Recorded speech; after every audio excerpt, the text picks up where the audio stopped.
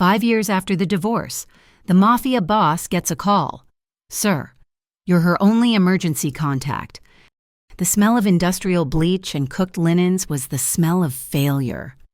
It was the scent of my second job, the one I worked from 11 at night until 7 in the morning in the sub-basement of Mercy West, folding scrubs and sterile drapes.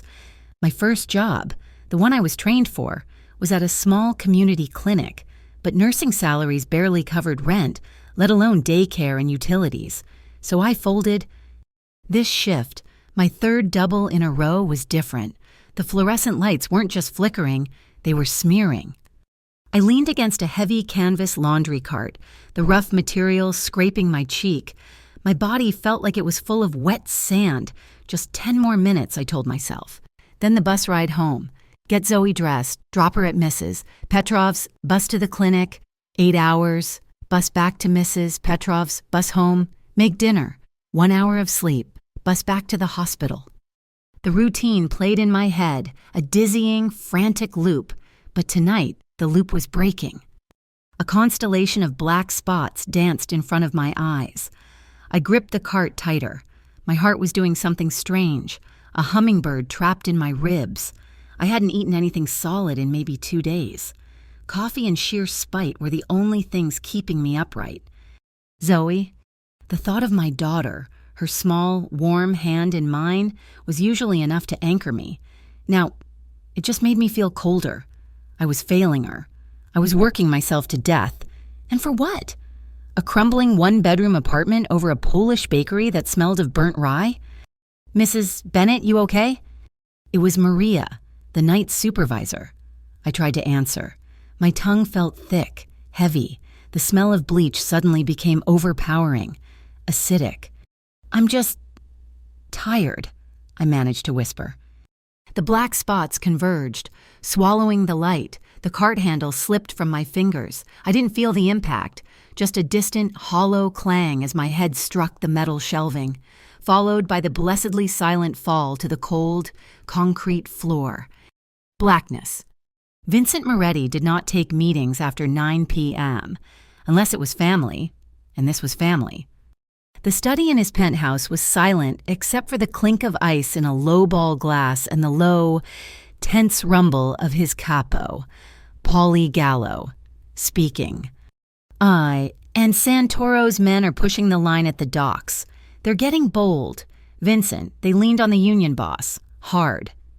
Vincent sat behind his desk, a slab of mahogany that had cost more than a house.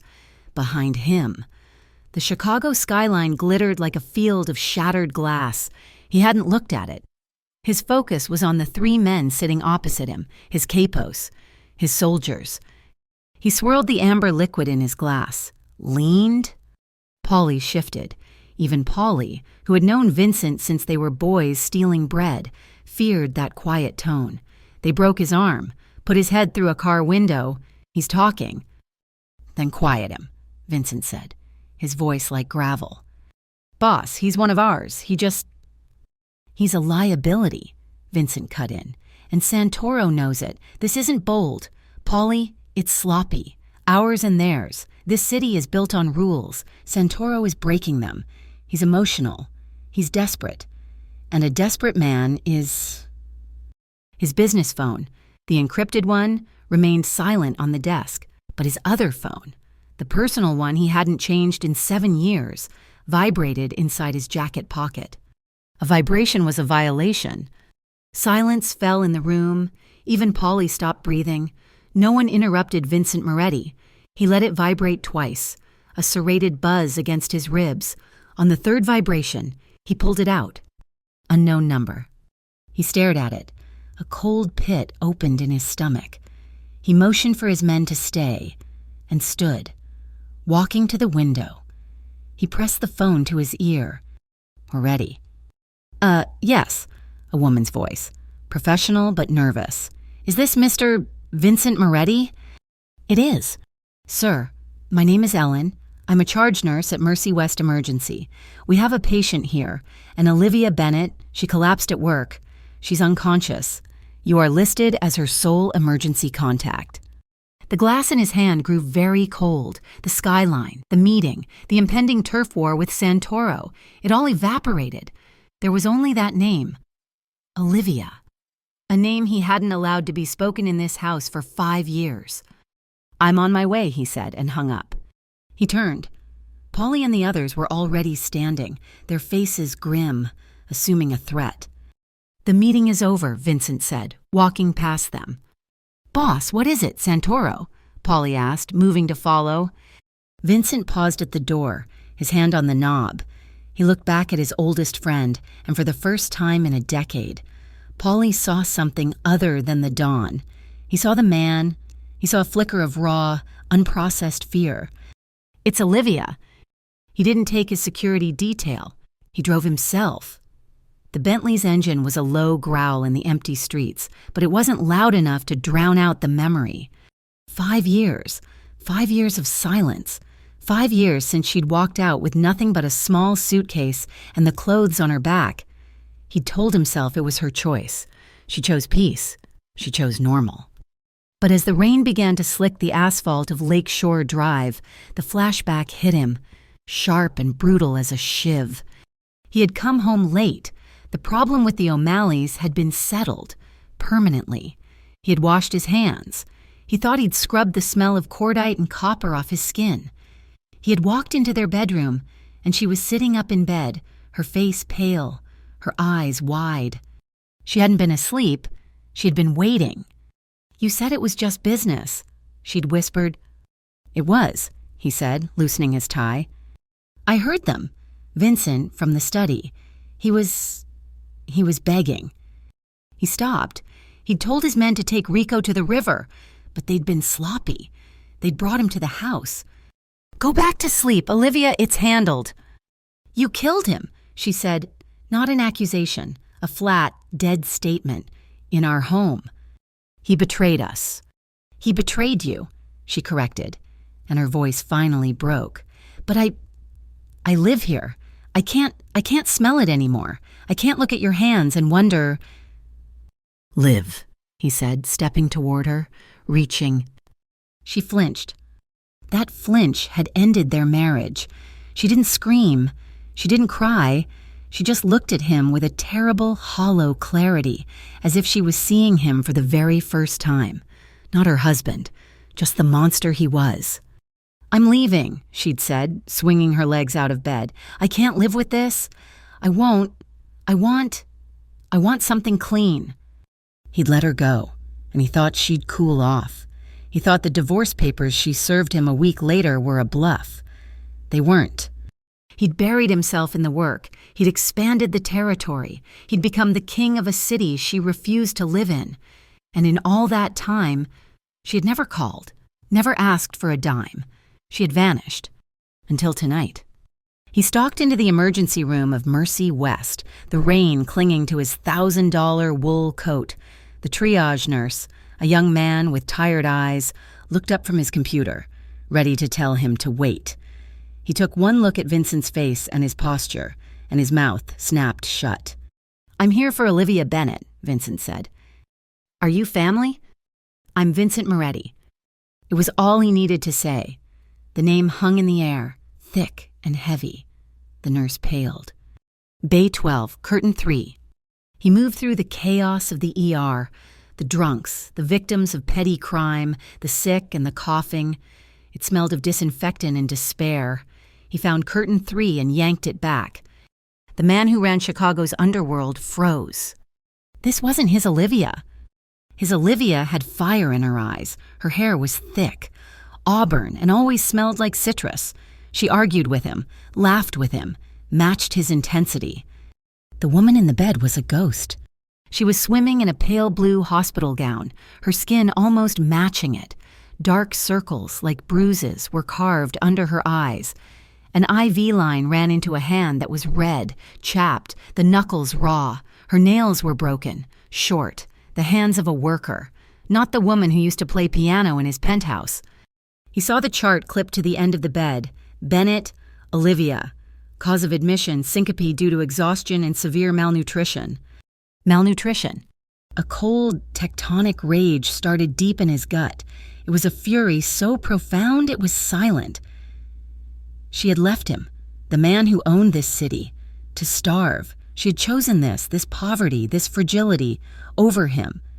He reached out, his hand hovering over her face. He wanted to brush the lank, dull hair from her forehead.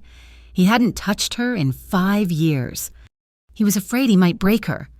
He pulled the lone chair close to the gurney, scraping it against the tile, and sat. He watched her breathe, and he waited. The first thing I registered was the smell. It wasn't the bleach from the basement. It was something else. Bergamot, wool, and something cold, like steel. It was the smell of him. My eyes snapped open. He was right there, not 2 feet away, sitting in the cheap visitor's chair. He looked exactly the same, untouchable. His hair was still thick, black with no gray. His suit was dark, tailored, falling perfectly even in this fluorescent hell. His face was hard, those sharp Italian angles and the shadowed eyes that missed nothing. He was just watching me. I tried to sit up, but a wave of dizziness slammed me back into the paper-thin pillow. Panic, hot and acidic, flooded my throat. "Get out!" My voice was a dry croak. Vincent didn't move. His gaze tracked over my face, my hair, the IV in my arm. "You collapsed. Liv? How did you know?" I fumbled for the call button, but my fingers were weak. "You listed me," he said, his voice a low rumble. 5 years, and you never took my name off the paper."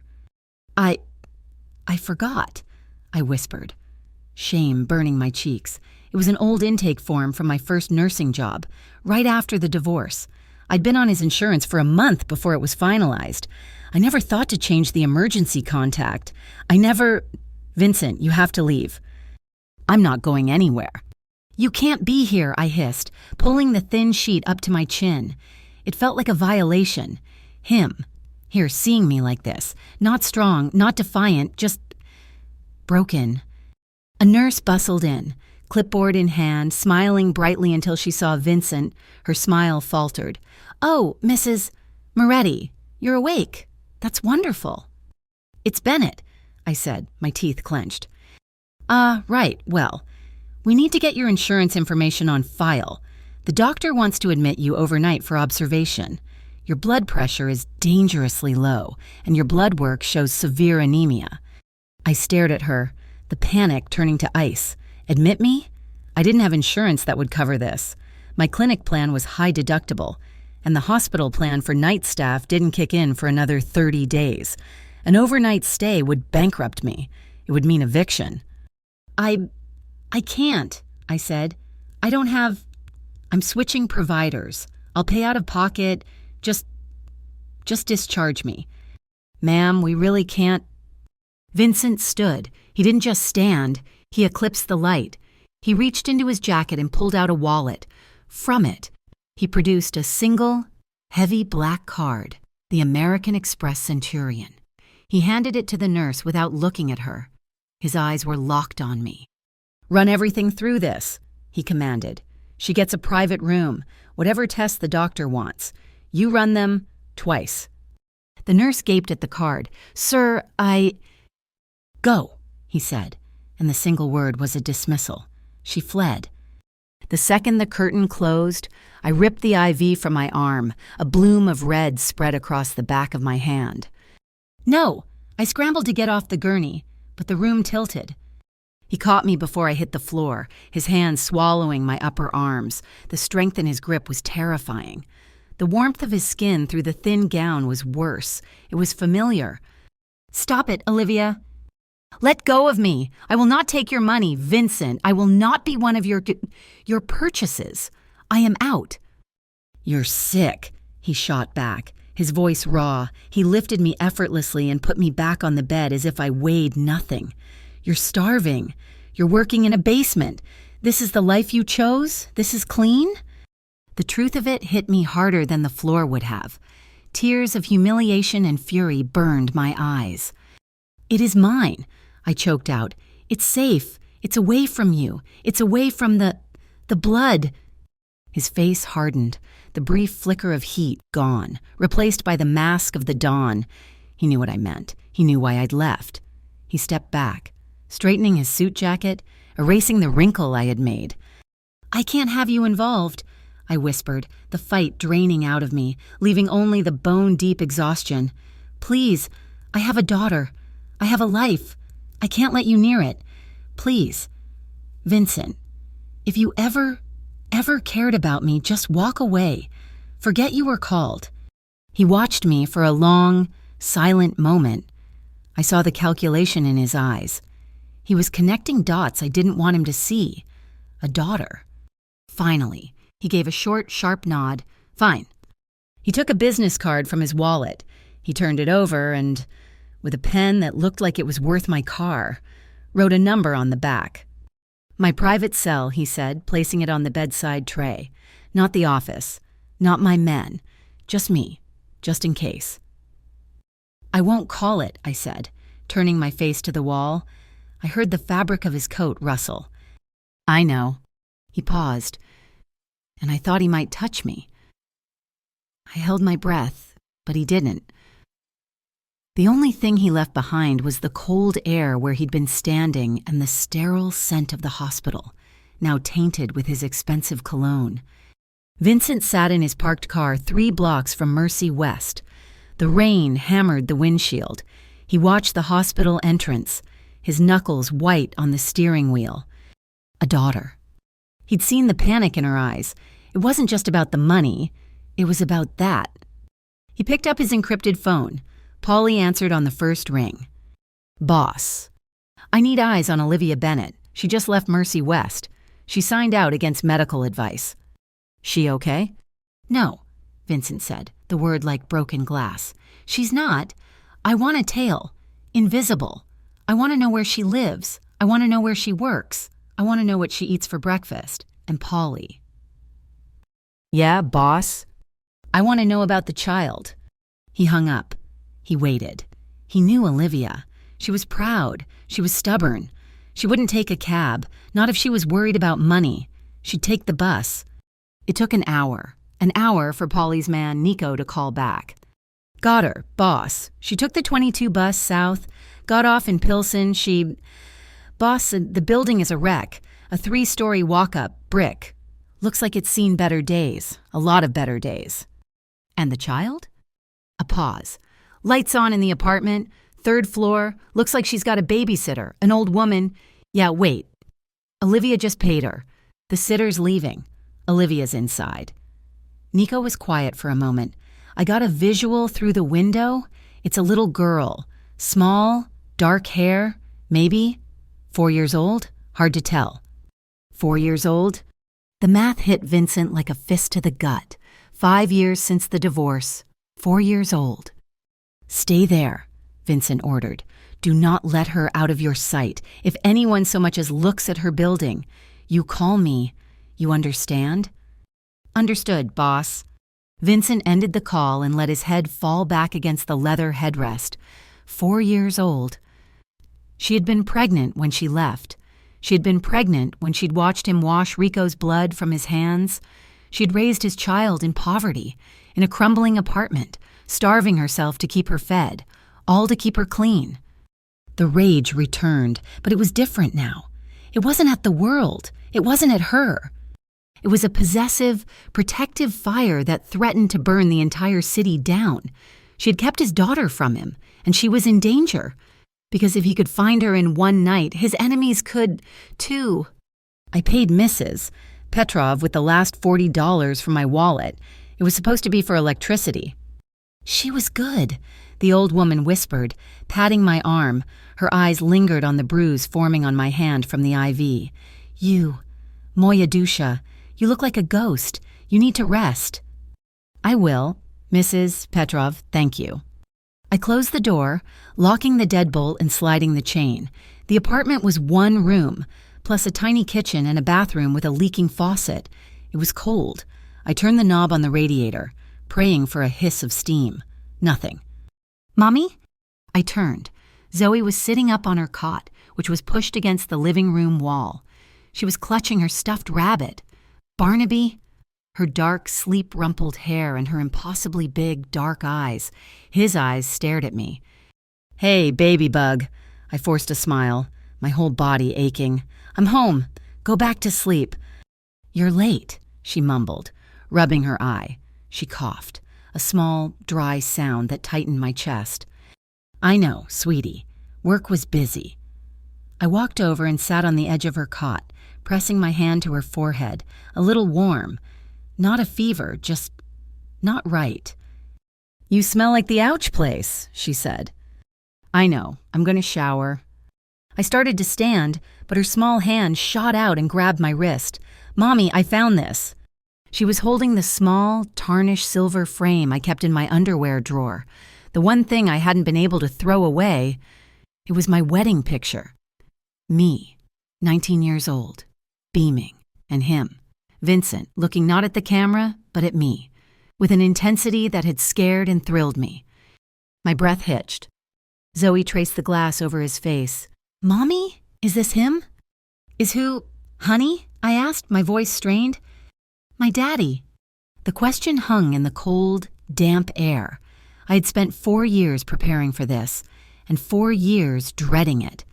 I had crafted a story about a man who was far away, a man who traveled. I had never lied. I had just omitted everything. I looked at her, my daughter, his daughter. She had his chin. She had his defiant stare, and she was sick, and I was sick, and the rent was due, and I had just torn up the only lifeline I had. I gently took the frame from her, my fingers trembling. "It's just an old picture, Zoe, from a long time ago." I kissed her forehead, which was definitely too warm. "Let's get you some water for that cough. Then you need to sleep." I stood and walked to the kitchen sink, turning my back to her. I didn't want her to see my face. I gripped the porcelain edge of the sink, my knuckles white, the pain in my eyes, reflected in the dark. Grimy window over the sink was sharp and sudden. I was so tired. I was so afraid. "But is it him?" she asked again, her small voice cutting through the silence. I closed my eyes. "Go to sleep, Zoe." The lie wasn't just a lie. It was a shield, and it was the only thing I had left. The morning after I saw Vincent, the cold in the apartment was a physical weight. Zoe's cough had settled deep in her chest, a dry, barking sound that rattled my bones. I had stayed up all night, oscillating between the humiliation of him seeing me in that hospital and the paralyzing fear of him knowing about Zoe. I had held her, rocking her, my own body screaming with exhaustion, listening to the radiator clank and hiss, producing no heat. When I finally crept out of bed, leaving Zoe bundled in every blanket we owned, I went to the front door, intending to check the hallway for any sign of him, of his men. I didn't need to look far. Taped to my door, flapping slightly in the draft from the unsealed frame, was a bright orange piece of paper. It wasn't a warning, it was a verdict, a final notice of eviction. I tore it from the wood, the legalese blurred, but the words at the bottom were sharp enough to cut. Notice to vacate premises within 3 days. 3 days. I had 72 hours before I was homeless, with a sick child, the $40 I had paid Mrs. Petrov was gone. The electricity bill, sitting on the counter, was already 2 weeks past due. I had nothing. No, that wasn't true. I had his business card, the one on my nightstand, where I'd tossed it in anger, my private cell, just in case. My hand trembled as I picked it up. I could call.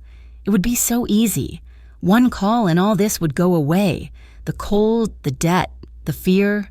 He would sweep in with his money and his power and his violence, and he would fix it. And he would own me. He would own her. I ripped the card in half, then in half again, and dropped the pieces into the trash. I would rather sleep on the street. I dressed Zoe in 2 layers of clothes, her small body hot with a low-grade fever. "Mommy, I'm cold," she whispered, her voice husky. "I know, baby bug. We're going to Mrs. Petrov's, and she has the good heater. I have to go to the clinic, but I'll be back so fast, okay?" I dropped her off, my heart tearing as she clung to me. Her face pale, I gave Mrs.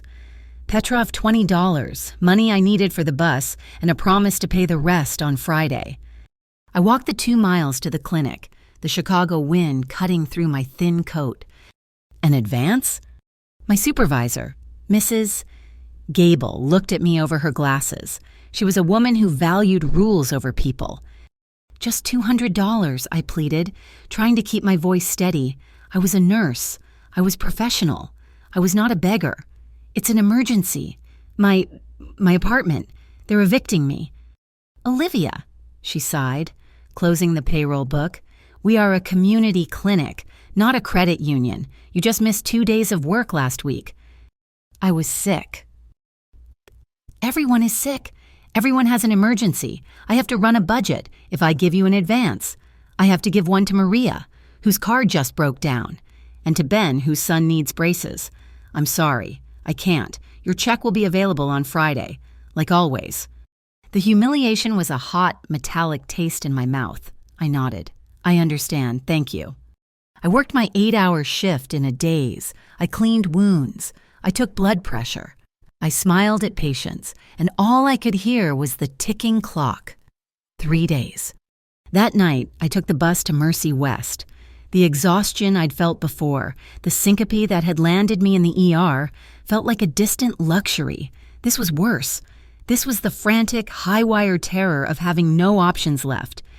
I was in the basement laundry, folding scrubs, the repetitive motion the only thing keeping me upright.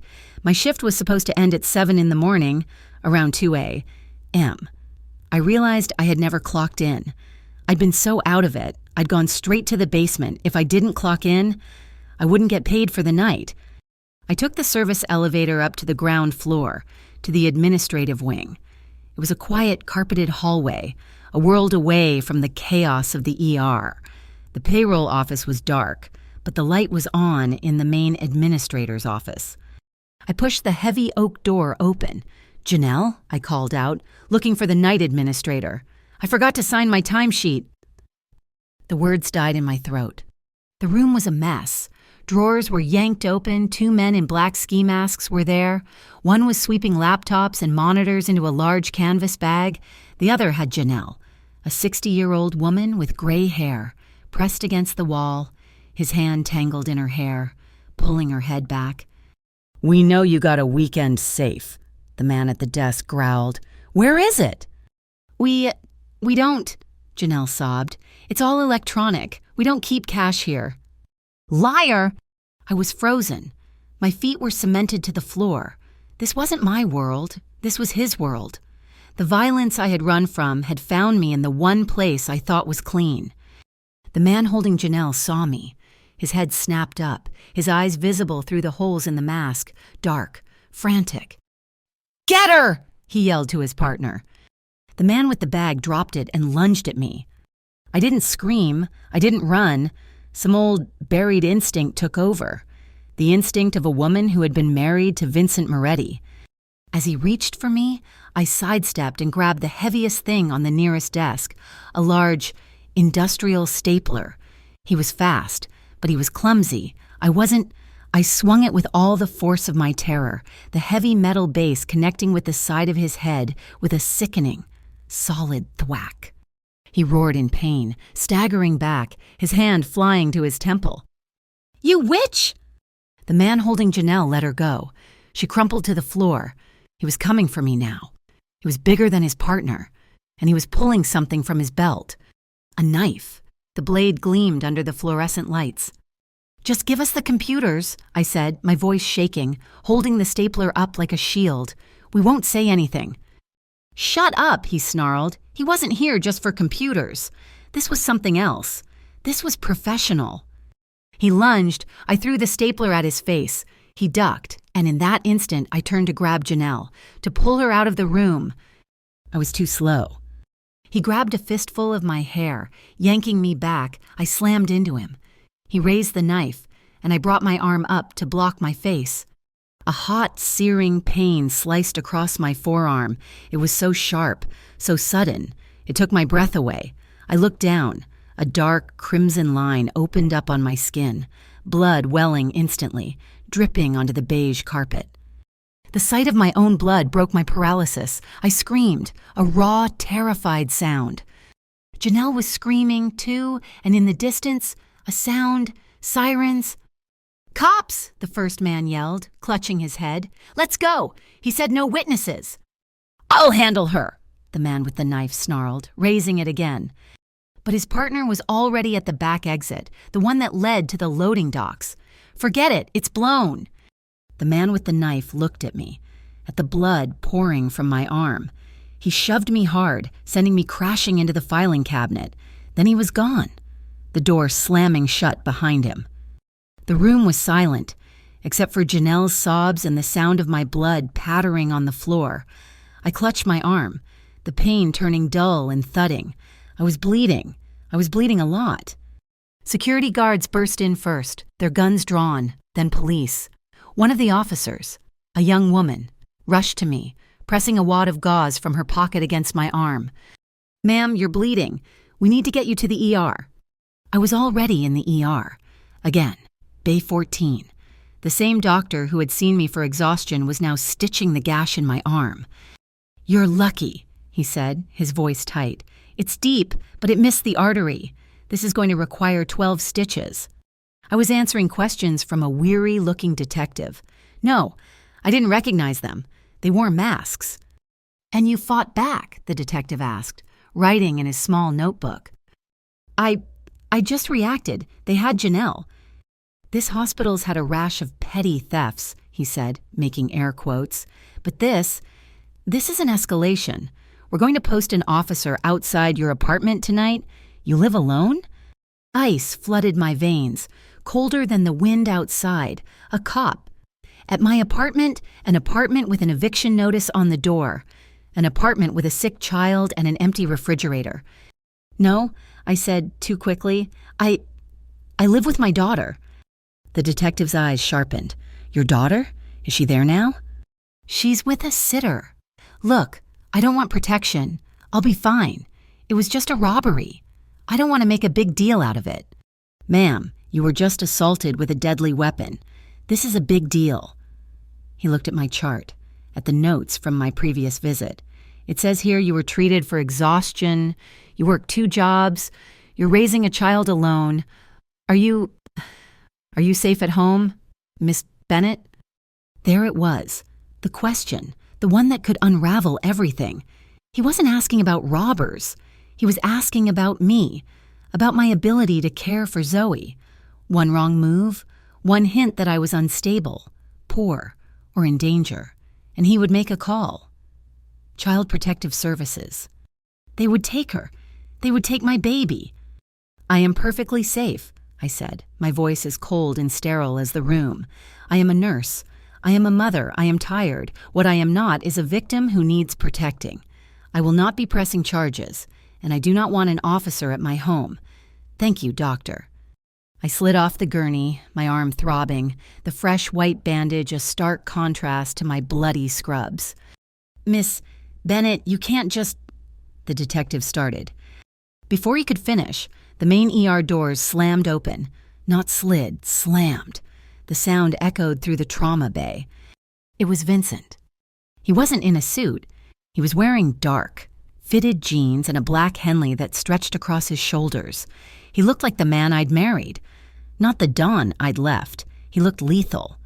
Paulie and another man I didn't recognize flanked him, their faces like stone. They stayed at the entrance, effectively sealing the ER. The detective, the nurses, the orderlies, everyone stopped. The air in the room crackled, the temperature dropping 20 degrees. Vincent's eyes scanned the room, bypassing everyone, until they locked on me. He saw the blood on my scrubs. He saw the fresh, thick bandage on my arm. His face, which had been tight with anger, went utterly blank. It was the look that terrified me most, the calm before he leveled cities. He walked toward me. He didn't rush. He moved with a predator's deliberate, unnerving grace. The detective stepped forward. "Sir, I'm going to have to ask you to wait. This is a—" Vincent didn't even look at him. He just kept walking. And the detective instinctively stepped back, as if sensing the invisible wall of power that surrounded him. Vincent stopped a foot in front of me. His gaze dropped to my arm, then rose to my face. "What are you doing here?" I whispered, my voice shaking with fury and fear. "I told you." "I'll take it from here, detective," Vincent said, his voice a low gravel. He finally looked at the cop, dismissing him with a glance. "Now, wait a minute," the detective said, puffing up. "You can't just—" "I believe you were finished," Vincent said. It was not a question. The detective looked at Vincent, then at the two men blocking the door, then back at me. He snapped his notebook shut. "Fine. We'll be in touch. Miss Bennett." He walked away, defeated. The doctor who had stitched me up practically ran from the bay. We were alone. "Get out," I hissed, grabbing my thin coat from the chair. "Who did it?" "It was a robbery. Vincent, just some junkies." "Junkies don't slash. They grab and run." This was a message. "Who?" "I don't know," I yelled, and the sound was too loud, too broken. "And what if I did? What would you do, huh? Go and kill them? Start a war? And what happens when they come back for me, when they find out about Zoe? You can't be here. You are poison." I tried to push past him. He caught my good arm. His grip was steel. "You're coming with me. You're not safe." "I am safer in a burning building than I am with you." I tried to yank my arm free, but he held fast. "Let go of me. This is what I was talking about. You bring this darkness with you. I want no part of it." His eyes, which had been black with rage, focused on me with a sudden, cold clarity. He let go of my arm. "I got a call," he said, his voice dangerously quiet. "From my man inside the police department. He told me that Olivia Bennett had been knifed in the hospital where she works. He said she fought back. He said she was bleeding and that she was refusing protection." He took a step closer. I stepped back, hitting the gurney. "You were bleeding," he whispered, his voice raw. "I don't sit out for that." The simple finality of it hung in the air. It wasn't a choice. It wasn't an offer. It was a fact, like gravity. He turned his head. "Polly." Polly was at his side in a second. "Boss, find the name of the man who runs this hospital. I want him here in 10 minutes. I want to know why his security is so pathetic that Miss Bennett can be assaulted in his office. Find out who these men were. Use the security footage. Find them. Bring them to me." "And her?" Polly asked, his gaze soft as it landed on me. "She's leaving. Nico will take her home. I want 2 men on her building. A rotation. 24 hours. No one gets within a block of her or the girl. No one." "No," I said, panic rising. "You will not put your thugs outside my home. You will not drag me into this." "You're already in it," Vincent said, turning back to me. "You were in it the second they put their hands on you. They didn't just attack a nurse. Olivia, they attacked me." He stared at me, his face unreadable. "Who hurt you?" he asked again, softer this time. "I told you, I don't know." He nodded, a slow, dark understanding passing over his features. "Fine, I'll find out myself." He left. He didn't wait for my answer. He just turned and walked out, his men following like shadows, leaving the ER in a stunned, cold silence. I stumbled home, refusing the ride from his man. The sun was just starting to tint the sky a sickly gray. When I got to my block, I saw it, a black sedan, parked across the street, tinted windows, 2 men inside. They were already here. I got upstairs. Mrs. Petrov was asleep in the chair. Zoe bundled on the cot, her breathing shallow. The eviction notice was on the table. My arm was on fire. I was trapped. The poverty was a cage, and Vincent's protection was another. I looked at Zoe. My beautiful, sick daughter. She had his eyes. She had his chin. And she was in the middle of a war she didn't even know existed. I had to end this. That night, I bundled Zoe, took the last of my money, and caught the bus to the Gold Coast. I couldn't call him. I couldn't show weakness. I had to face him as an equal, even though I was anything but.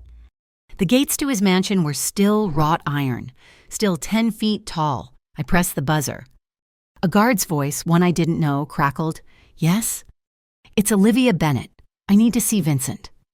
A long pause, then a heavy, electronic clack as the gate swung open. Paulie met me at the door. He looked older, sadder. "Olivia," he said, his voice gentle. He didn't call me Mrs. Moretti. "Where is he?" "In the study. He's not in a good mood." The house was silent. Cold marble and priceless art. It smelled like polish and money and nothing. I walked down the hall, my stomach in knots. He was standing at the floor-to-ceiling window, looking out at the city lights, the same view I used to watch, feeling like a bird in a gilded cage. He didn't turn around. "You shouldn't have come here," he said. "Take your men away from my building." "No. It's my life, Vincent. You don't get to make decisions for me. You are pulling me back into a world I ran from." He turned then, and his face was a mask of cold fury. "You were pulled in the second they put a knife to your arm. You are living in a slum. Olivia, you are being evicted. Your daughter is sick. You are working yourself to death. And for what? For clean?" "Her name is Zoe," I snapped, the word echoing in the huge room. "And she is my daughter, and I have kept her safe." "Have you?" he shot back, taking a step toward me. "Safe from the cold? Safe from the sickness? Safe from the men who attacked you last night? You failed on all 3 counts this week." It was cruel because it was true. The tears I'd been holding back, from the eviction, the fear, the knife, it all came at once. I didn't just cry. I slapped him. My hand cracked against his cheek, a sharp, sudden sound. He didn't flinch. He didn't even blink. He just stared at me, the red print of my hand blooming on his skin. "You don't know anything," I whispered, my hand stinging, my voice breaking. "I did it. I kept her safe from you. I kept her clean. I did it all by myself." My anger dissolved, leaving only the raw, aching pain of the last 5 years. I was so tired.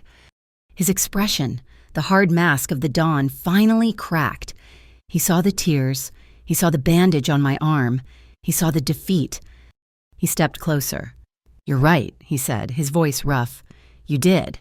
And look at you." He gently, so gently, touched my bandaged arm with 2 fingers. His skin was warm. It had been 5 years. "You're bleeding. Liv, you're falling apart." The simple, quiet observation, the tenderness in his touch, broke me. I looked up at him, and he wasn't the monster. He was just Vincent. My Vincent, the man I had loved with a ferocity that had nearly destroyed me. "No," I whispered, but I didn't pull away. "You're home," he said, as if it were a fact. He leaned in. I knew I should run. I knew I should push him, slap him again, but I was so cold, and he was so warm. His lips met mine. It wasn't gentle. It was a collision. It was 5 years of rage and loss and suffocated regret. It was a kiss of possession, a bruising claim. His hand tangled in my hair, pulling my head back, the other arm locking around my waist, yanking me against his hard body until there was no air between us. It was desperate and hot and furious. And for one single, solitary second, I kissed him back. I opened my mouth under his, my hands clutching his shirt, and I let myself fall. I let myself feel the impossible, the undeniable, the terrifying feeling of being home. Then I remembered. I remembered the blood, the screams, the reason I left. I shoved him, hard. I stumbled back, my legs weak, wiping my mouth with the back of my good hand as if I could erase the taste of him. "No," I choked out, ashamed. "I can't. Nothing has changed. You are still the same man. You are still violence and death." He watched me, his chest heaving, his eyes dark and burning. His lips were wet from mine. "And I said, my voice shaking, "am not the same woman. I am a mother. I will handle this. I will take Zoe, and I will move." I backed away toward the door. "Stay away from us," I said. "I mean it, Vincent." I turned and fled. I ran through the cold marble hallway, out the massive front doors, and down the long drive. I didn't look back. But I could feel his eyes on me, and he didn't follow. He just stood at that window, watching me disappear into the night as if I had never left at all. The kiss in his study felt like a brand, a claim I had run from for 5 years, only to be marked by it again. I fled his mansion. Shame and a terrifying, familiar heat warring inside me. I spent the night in the cold apartment, clutching Zoe, my arm throbbing, my lips still feeling the bruising pressure of his. The next day, Vincent kept his word, in his own way. He didn't call, he didn't come. But the black sedan remained. It was a silent, suffocating sentinel. His investigation was, as always, brutally efficient. He didn't just get the security footage from the hospital. He got the 2 men who had been in it. Paulie found them in a safe house in Gary, Indiana. They were Santoro's men. Low-level muscle. By the time the sun set, Vincent knew everything. He sat in his study, watching a video feed on his laptop. It was one of the men, his face already a ruin, talking, his voice a panicked wheeze. I swear to God, Mr. Moretti, it was just a shakedown. Santoro's been extorting the hospital's construction contracts for months. The administrator was holding out. And the nurse? Vincent's voice, off camera, was dead calm. She wasn't part of it. She just walked in. We were supposed to grab the computers and scare the old lady. But when she fought back, Rico, he panics. The knife was just to scare her. We heard the sirens. We ran, I swear. He said no witnesses, Vincent stated. The man froze. How? You were there to send a message to the administrator. But you, Vincent paused, you put your hands on Olivia. You cut her. That was a message to me. Rafael Santoro knew she was there. He knew she was mine. He closed the laptop. The man's terrified denials cut short. He knew this wasn't a random attack. It was the first move in a war. And Santoro had used Olivia as the opening pawn. I, oblivious to the storm gathering, was just trying to survive the day. I went to the clinic, my arm in a sling under my sweater. I needed the hours. I needed the paycheck that was still 3 days away. Mrs. Gable called me into her office at 10 a.m. Close the door, Olivia. My stomach turned to ice. She wouldn't meet my eyes. She was rearranging paper clips on her desk. This is very difficult, she began, the rote, rehearsed speech of a manager about to do something cowardly. We value your work here. You are an excellent nurse. But I said, my voice flat. But, she sighed, finally looking up. We received a call from Mercy West about the incident and assault on hospital property during your shift. I was the victim, I said, my voice rising. You are a liability, she said, the words sharp. Our insurance premiums are sky high. We are a small clinic. We can't have staff who are involved in violent situations. It attracts the wrong element. We have to let you go. Effective immediately. I just stared at her. Fired for being attacked. The last life raft I had was gone. I was officially sinking. Please, I whispered. Mrs. Gable, I have a daughter. I'm being evicted. I need the paycheck. I'll have HR mail it to you, she said, turning back to her computer. I'm sorry. You can collect your things. I walked out. I didn't cry. I was too numb. I was beyond tears. I walked the 2 miles home. The black sedan followed at a discreet distance. It was a new level of humiliation. He was waiting for me, not Vincent, Paulie. He was leaning against the peeling brick of my building, looking completely out of place in his tailored overcoat. Olivia, he said, his voice kind. He had always been kind. Go away, Paulie. He knows you were fired. He wants to offer you a job. I laughed, a dry, bitter sound. What, washing his blood money? I'll pass. It's not like that. His aunt, Sophia, she's old. She needs a private nurse. She lives on her own estate out in Lake Geneva. It's quiet, good pay, off the books, no strings. No strings, I repeated, looking at him. Paulie, you are a string. The car following me is a string. Him knowing I was fired is a string. Tell him no.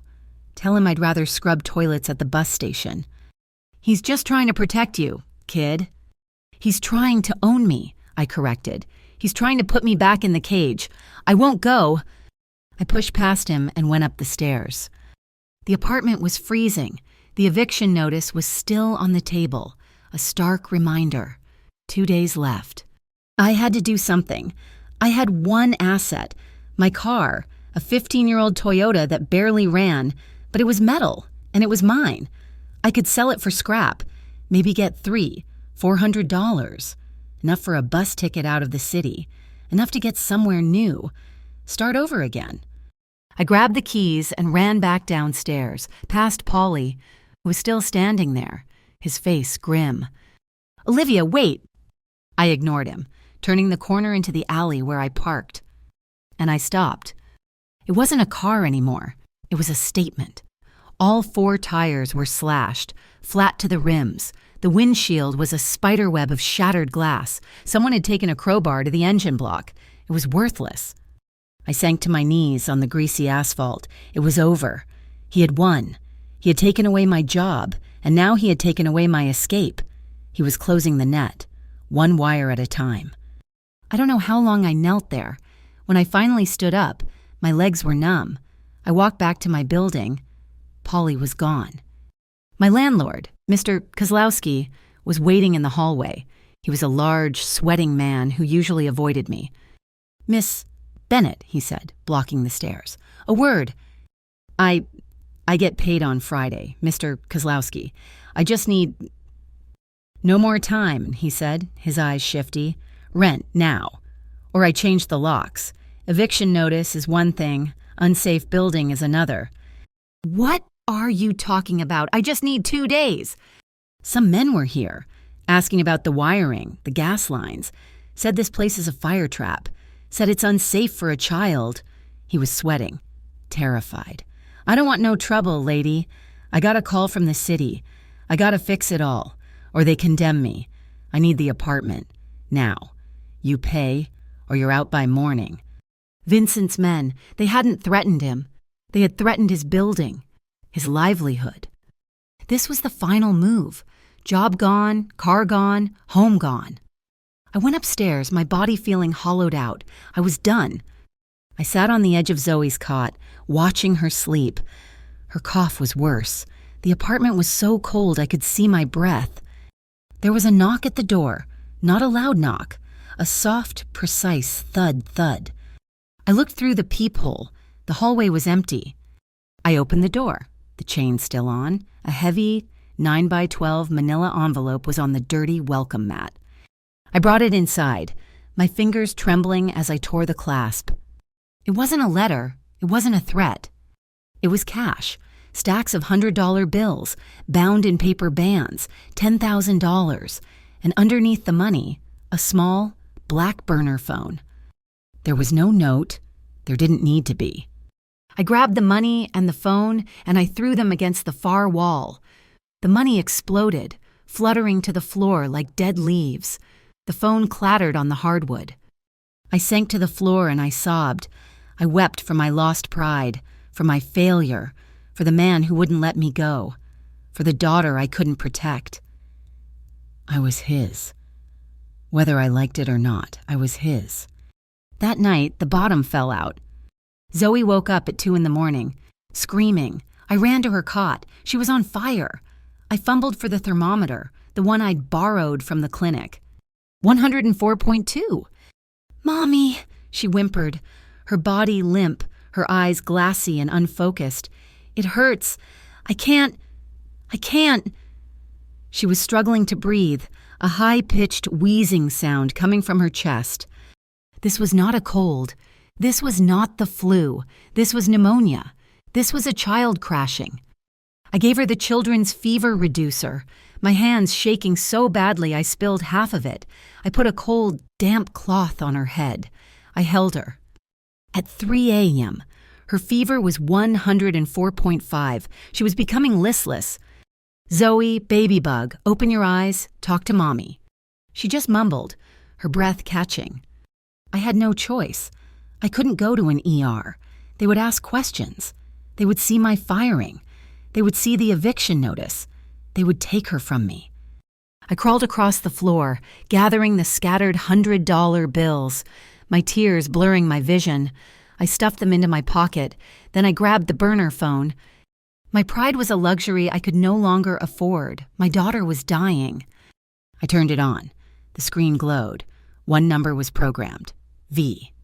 I pressed the call button. He answered before the first ring finished. His voice was wide awake, sharp, alert. "Where are you?" "Zoe," I choked out, a sob tearing from my throat. "She's sick.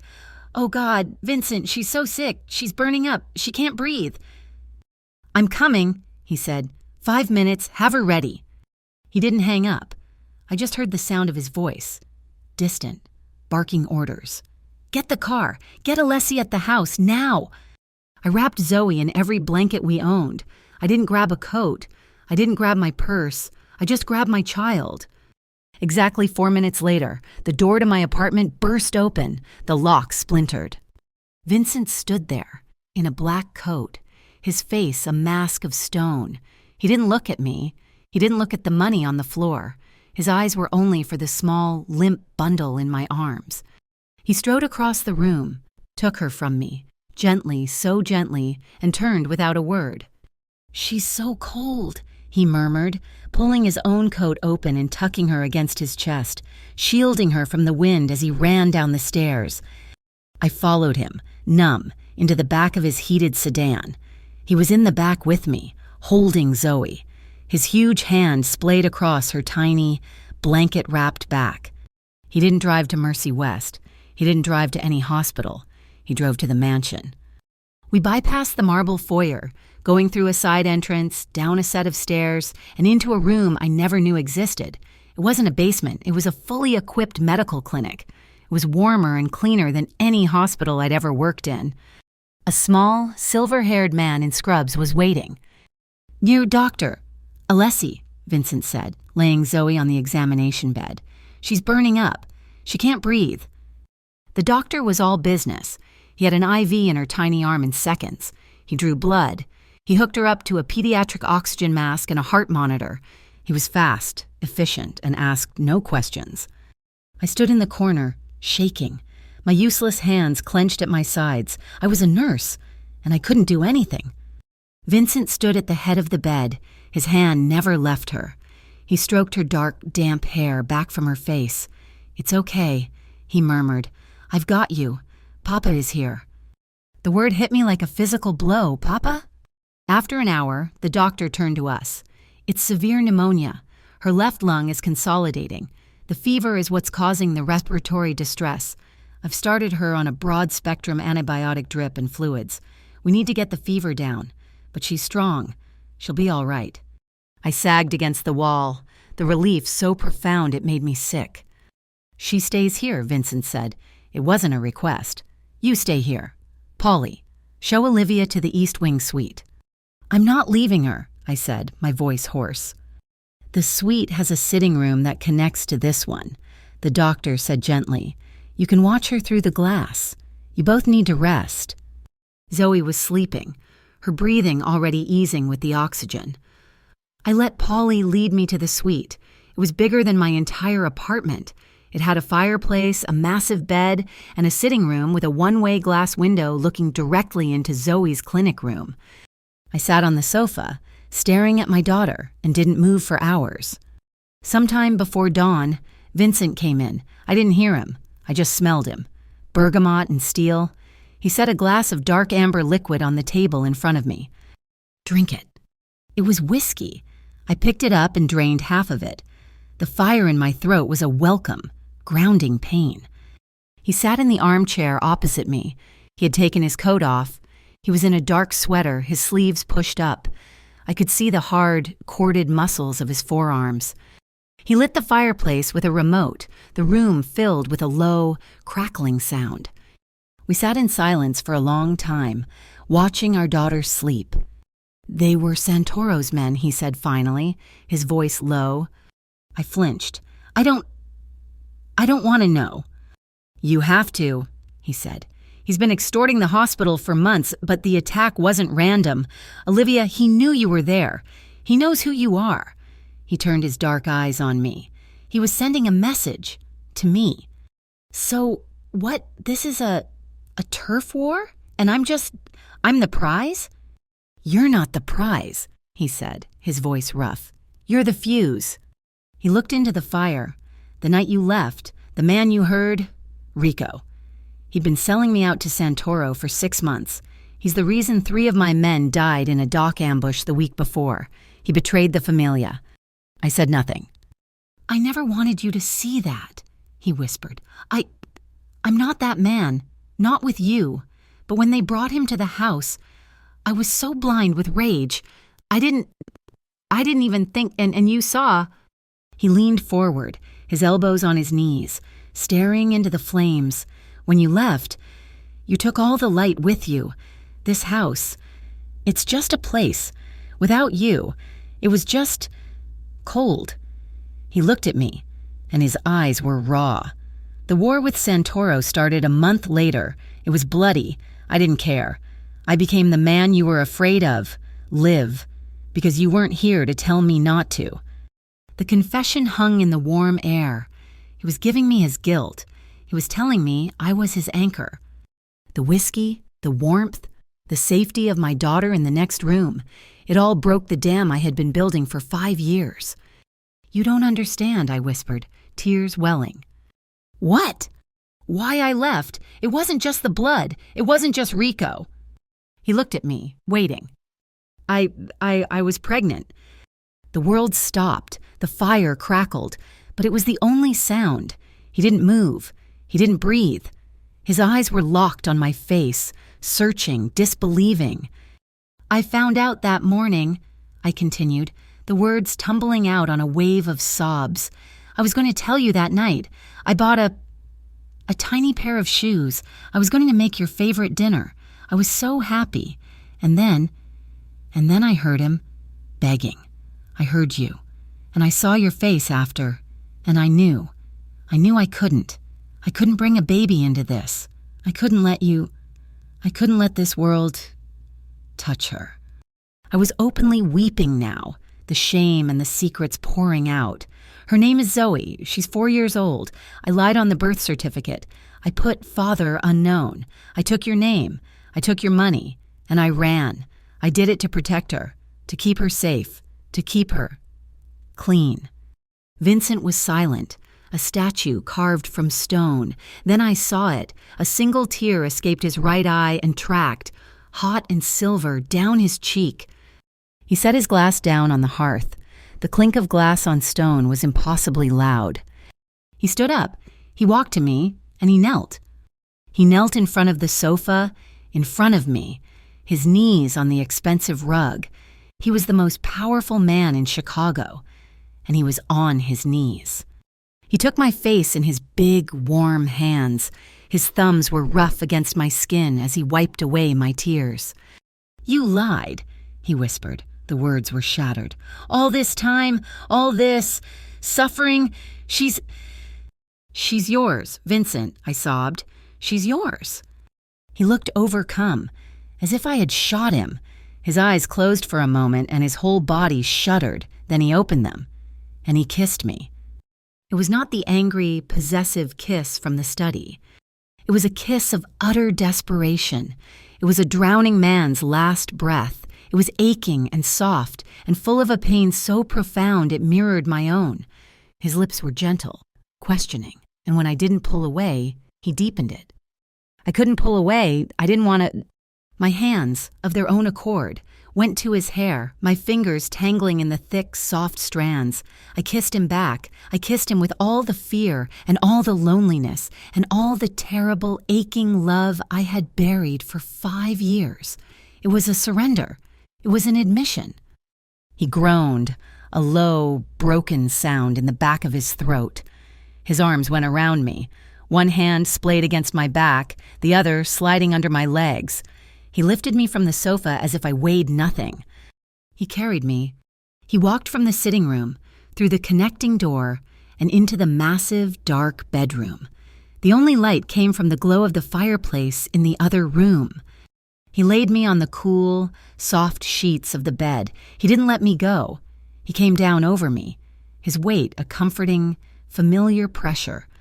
He began to undress me, but it wasn't a fumbling, hurried act. It was a slow, reverent unwrapping. He unbuttoned my cheap, worn blouse. He paused, his fingers tracing the white bandage on my arm. He lowered his head and pressed his lips, warm and soft, to the gauze. A tear of his own fell onto the bandage. He kissed the calluses on my palms. He kissed the bruise on my cheek from where I'd fallen at the hospital. He kissed me like he was trying to heal me. My body, which had been a tensed, starved thing for so long, unwound under his touch. I helped him with his sweater, my hands trembling as they met the warm skin of his chest. This was not just desire. This was need. This was a raw, aching, fundamental necessity. It was two halves of a whole, ripped apart, finally crashing back together. "I missed you," I whispered, the confession torn from my soul. "You never left me," he murmured against my throat, his voice thick. "Not for one day, not for 1 minute." It was slow, then, and tender. It was a relearning. His hands rediscovered the curve of my waist, the line of my hip. My hands rediscovered the hard muscles of his back, the scar on his shoulder.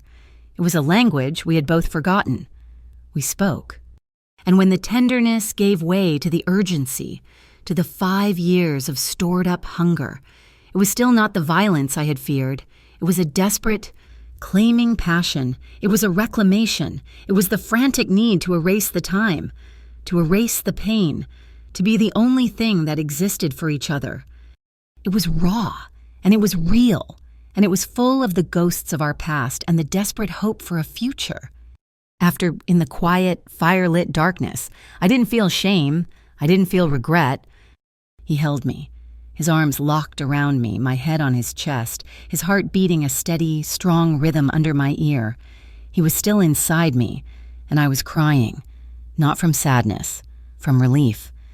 "She's beautiful, Liv," he whispered into my hair, his voice thick with an emotion I had never heard from him. "Our daughter, she's perfect." I just clung to him, listening to the sound of his breathing. And for the first time in 5 years, I felt safe, I felt home, and I was terrified. I woke to the unfamiliar scent of expensive linen and the solid, living warmth of a body against my back. Vincent. My eyes snapped open. I was in his bed, in his mansion, tangled in his arms. His breathing was a slow, deep rumble against my hair. One of his heavy arms was draped over my waist, holding me possessively.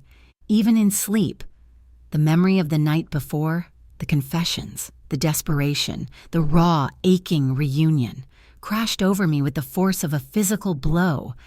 I hadn't just fallen, I had surrendered. And in the cold, gray light of morning, I was terrified. Nothing had changed. This room, this house, this man, it was all built on a foundation of violence. I had traded a cold apartment for a gilded cage. I had let my fear for Zoe, my own bone-deep exhaustion, and a single night of resurrected passion erase 5 years of hard-won, clean independence. I slid out of his arms, my movements slow, agonizingly careful. He stirred, a low groan in his throat, and pulled the pillow where my head had been closer. I held my breath until his breathing evened out again. My clothes from yesterday were in a heap on the floor, a pathetic, worn pile against the backdrop of his wealth. I pulled on my jeans, which were still damp from the rain, and my thin sweater. I felt like a ghost, a fraud. I crept out of the bedroom, my bare feet silent on the thick Persian runner. I had one thought: Zoe. I had to get Zoe and run. I would take the cash I'd thrown on the floor. I would figure something out.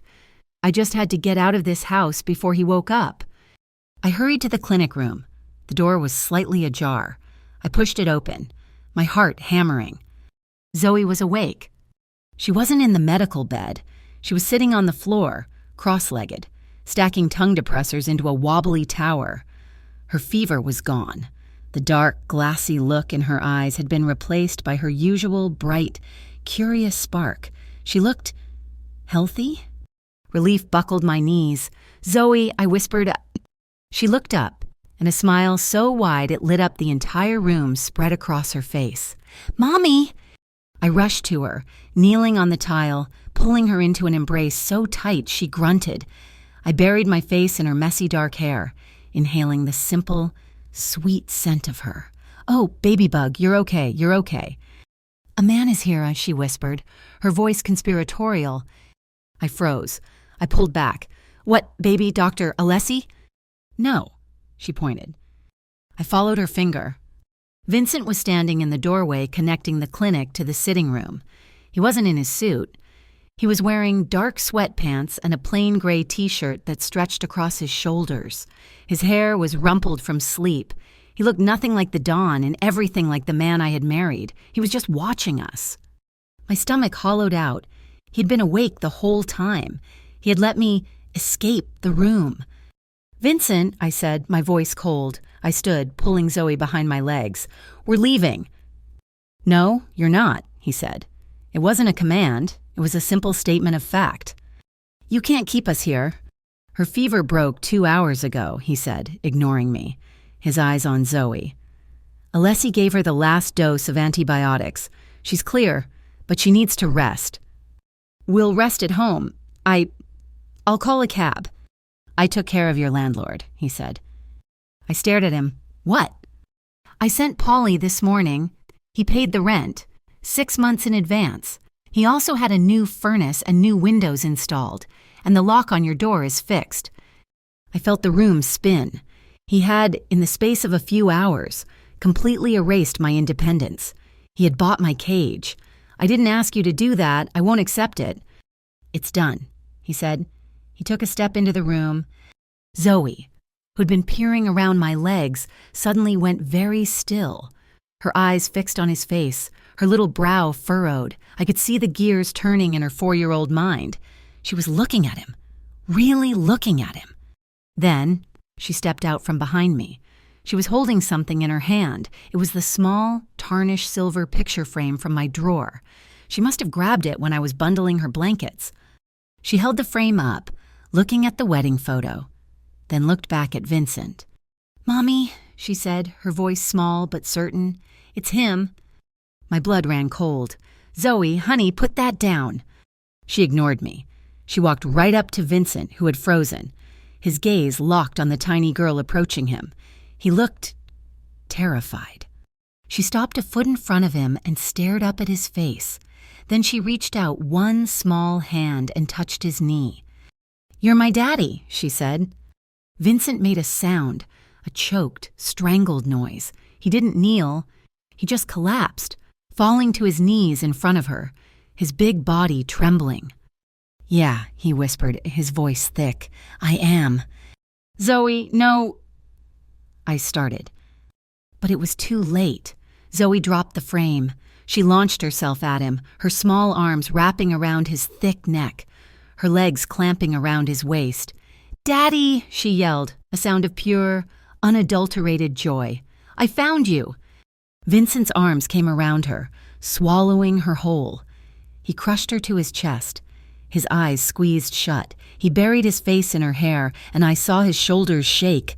The Don of Chicago, the man who leveled his enemies, was on his knees, weeping silently as his daughter hugged him for the first time.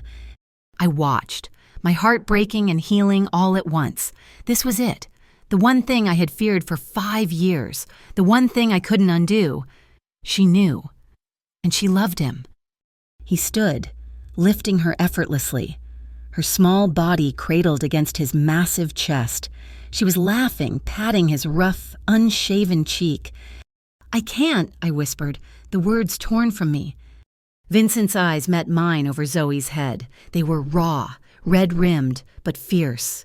"You can't stop this. Liv, it's done. She's mine." "She is ours," I corrected, my voice gaining strength. "And this changes nothing between us. Last night was a mistake. It was fear, and it was history. It's not happening again." He nodded, his expression hardening as he shifted back from father to him. "Fine. I mean it. Vincent, I am not your wife. I am not your Your woman. I am her mother and you. You can be her father, but there are rules. Rules, he repeated, his tone flat. She will not see the violence.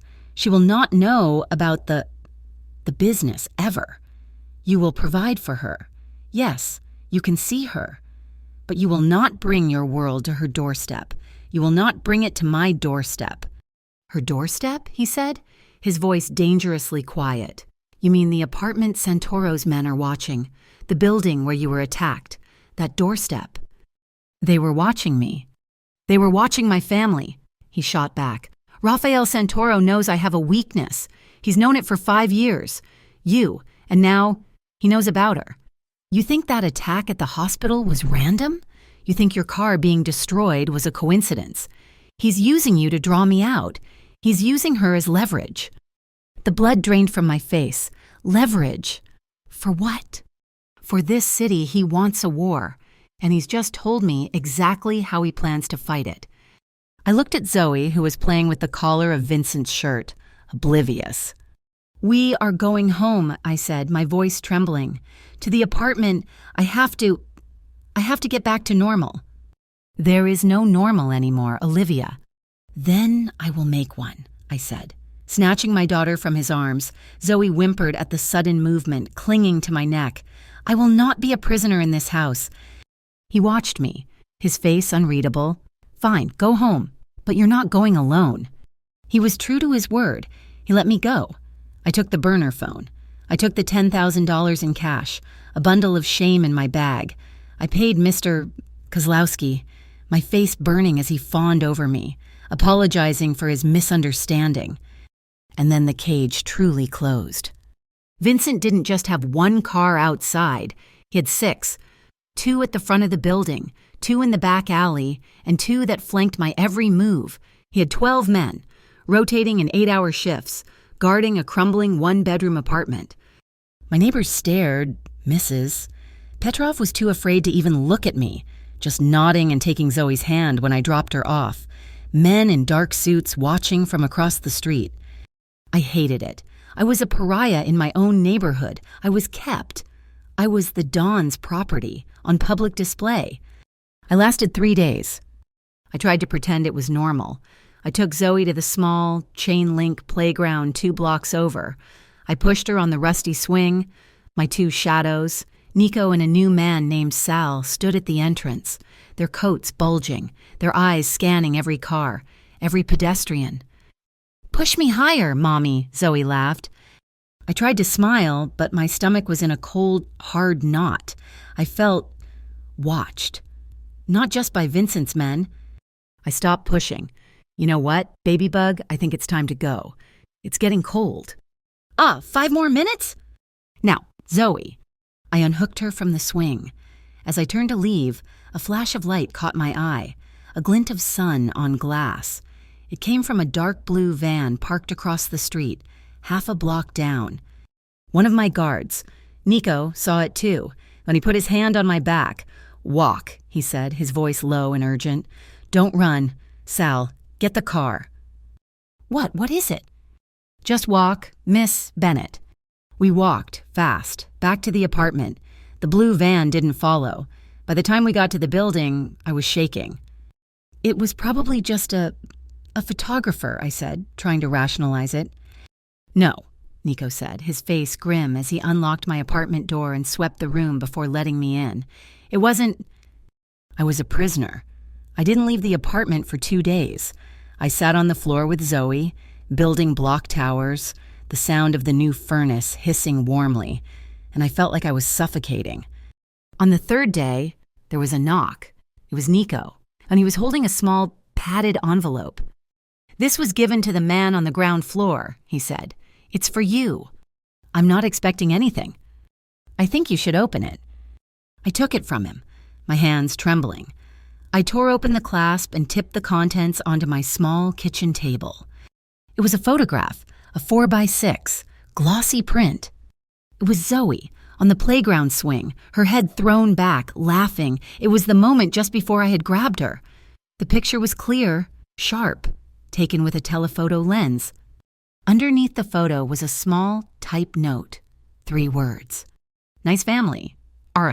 The air left my lungs. I dropped the photo as if it were on fire. R. Rafael Santoro. I grabbed the burner phone from the counter, my fingers fumbling with the buttons. I called Vincent. He answered instantly. What's wrong? He sent a picture. I sobbed, the panic finally breaking me. He sent a picture of Zoe at the park. Oh God, Vincent, he's watching her. He's watching her. The silence on the other end of the line was the most terrifying sound I had ever heard. It was not the silence of shock. It was the silence of a bomb being armed. When he spoke, his voice was not human. It was a cold, dead thing.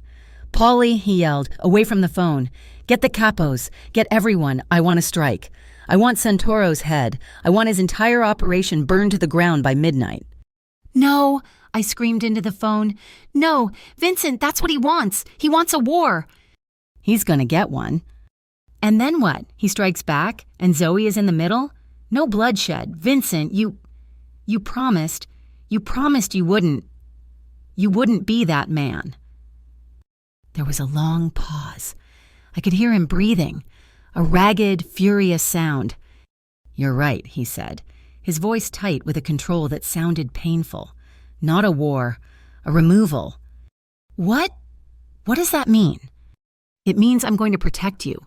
My way, but not there. You're not safe there. It's a soft target. I'm moving you. No, I won't go to a hotel. You're coming here, he said, to the mansion. It's the only place in this city I can guarantee he can't touch you. Pack a bag, 1 bag. Nico is at your door. He'll bring you here. Now. Olivia. No more arguments. He hung up. I was numb. I packed a small duffel bag with Zoe's clothes, her stuffed rabbit, and 2 pairs of my own jeans. I left the eviction notice on the table. I left the shattered pieces of my old life behind. Nico drove us, this time in a black armored SUV, to the mansion. It was different this time. I wasn't a guest. I wasn't his lover. I was a package. He was protecting his family. He didn't put me in his room. He put me in the family wing, a suite of rooms that was beautiful, isolated, and had its own sitting room and kitchen. It was 2 doors down from his. The house was humming with a new, dark energy. Men I didn't recognize, hard men in dark suits, patrolled the hallways. Polly was in the foyer, speaking in low, rapid Italian on a cell phone. The mansion was no longer a home, it was a fortress. Zoe was thrilled. She had a room bigger than our entire apartment, with a bed that looked like a princess castle. She was too young to understand the bars on the cage. That night, after I put Zoe to bed, I stood in the sitting room, staring out the window. The window was thick, bulletproof glass. I was trapped, utterly and completely. The door opened. I turned, expecting Vincent. It was a woman. She was tall, impossibly beautiful, with sleek black hair pulled into a tight chignon. She wore a red silk dress that clung to every curve and diamonds at her throat that flashed in the lamplight. She looked at me, her eyes, dark and cold, raking over my simple sweater and jeans. So, she said, her voice a low, cultured purr, you're the ghost. I'm sorry? Olivia, she said, as if the name tasted bad. The runaway wife, the saint, the one he never, ever shut up about. She walked into the room, trailing an expensive, heavy perfume. I'm Cassandra. She didn't offer her hand. She walked to the bar cart and poured herself a measure of brandy. I've been keeping his bed warm for 2 years, but he always kept your picture. Did you know that, in his desk? Like some sad, romantic fool? I don't know what you want, I said, my voice quiet. I want you to know your place, she snapped, her polite mask dropping. She turned, the brandy swirling in her glass. You think you've won. You think, because you're back. You're the wife again? You're not. You're just the help. You're the mother of his heir. You're a problem he has to manage. He's not in love with you, darling. He's obsessed with the idea of you. That's not... Isn't it? She laughed, a bitter, sharp sound. "He's with me. He came to my bed 2 nights ago, after you'd already been here, but now, the little mother is back in the house, so he has to play the part. Tell me," she said, stepping closer, her voice dropping to a vicious whisper, "does it kill you, knowing you're not his wife, knowing you're not even his lover? You're just the liability. You're the reason this house is on lockdown. You brought this war to his door." I just stared at her, my face pale. She was wrong. He had been with me, but had he been with her too? Was I just a moment of weakness? "He doesn't love you," Cassandra said, seeing the doubt she'd planted in my eyes. "He loves the power he has over you. And now that he has his child, you're just the incubator. You'd be smart to remember that."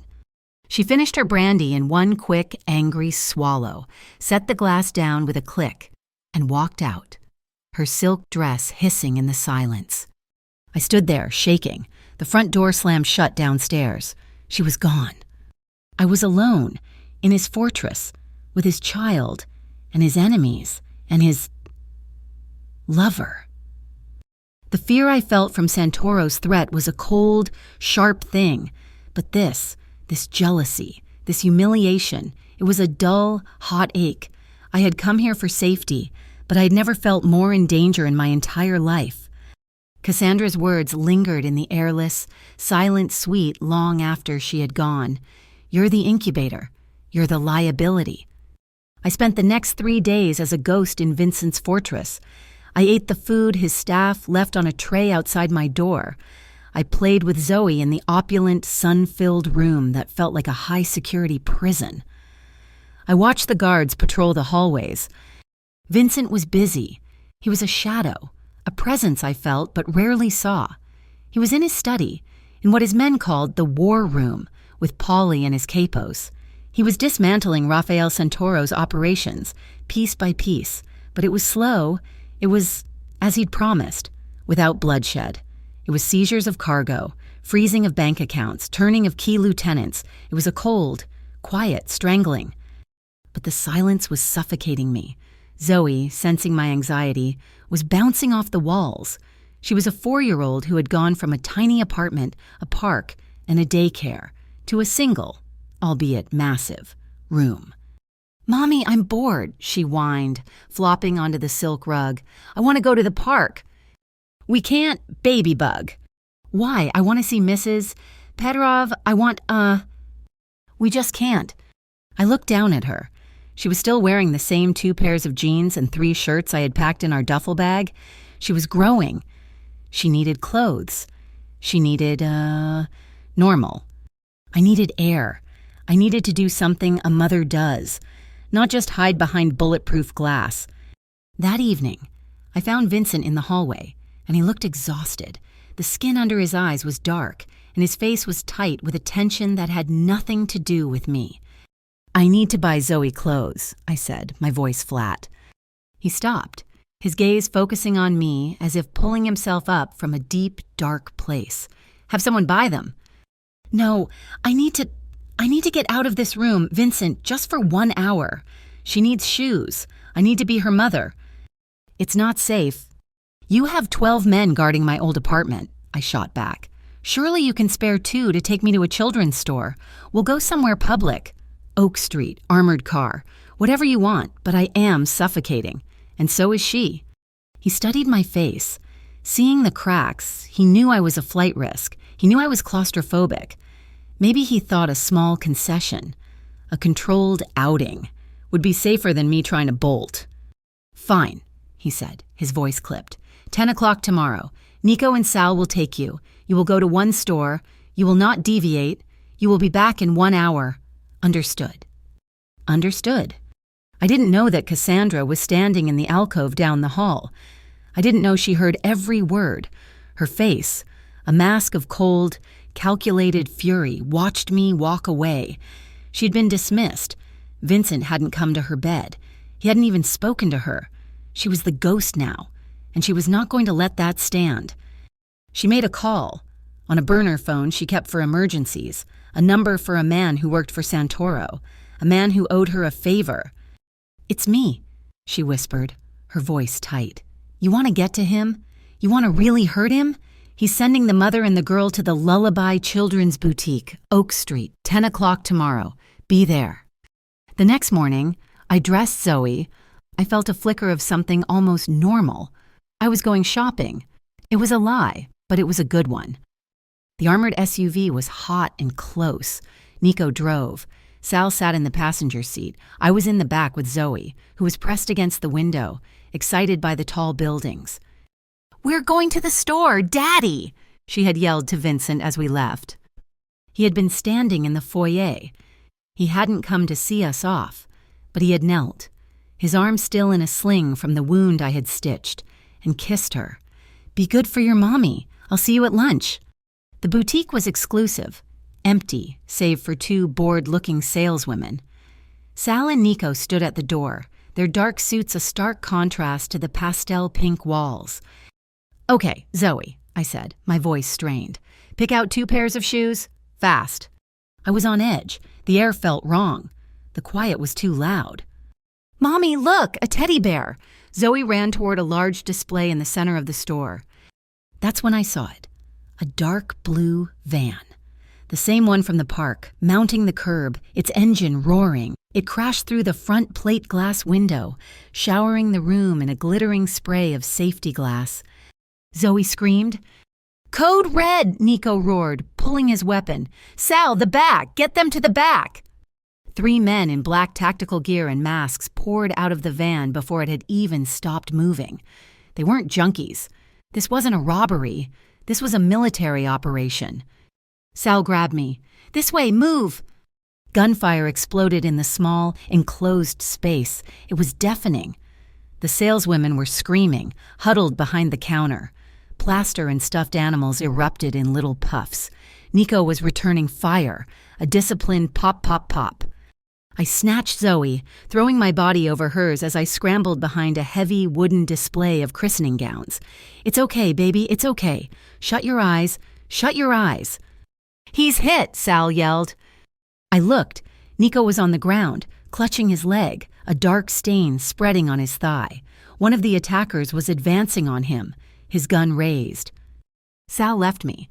He ran from our cover, firing, drawing the attention away from Nico. "Get out of here!" One of the men turned and leveled his weapon at Sal, a burst of gunfire, and Sal was thrown back against the wall, sliding to the floor. It was over in seconds. Nico was down. He wasn't moving.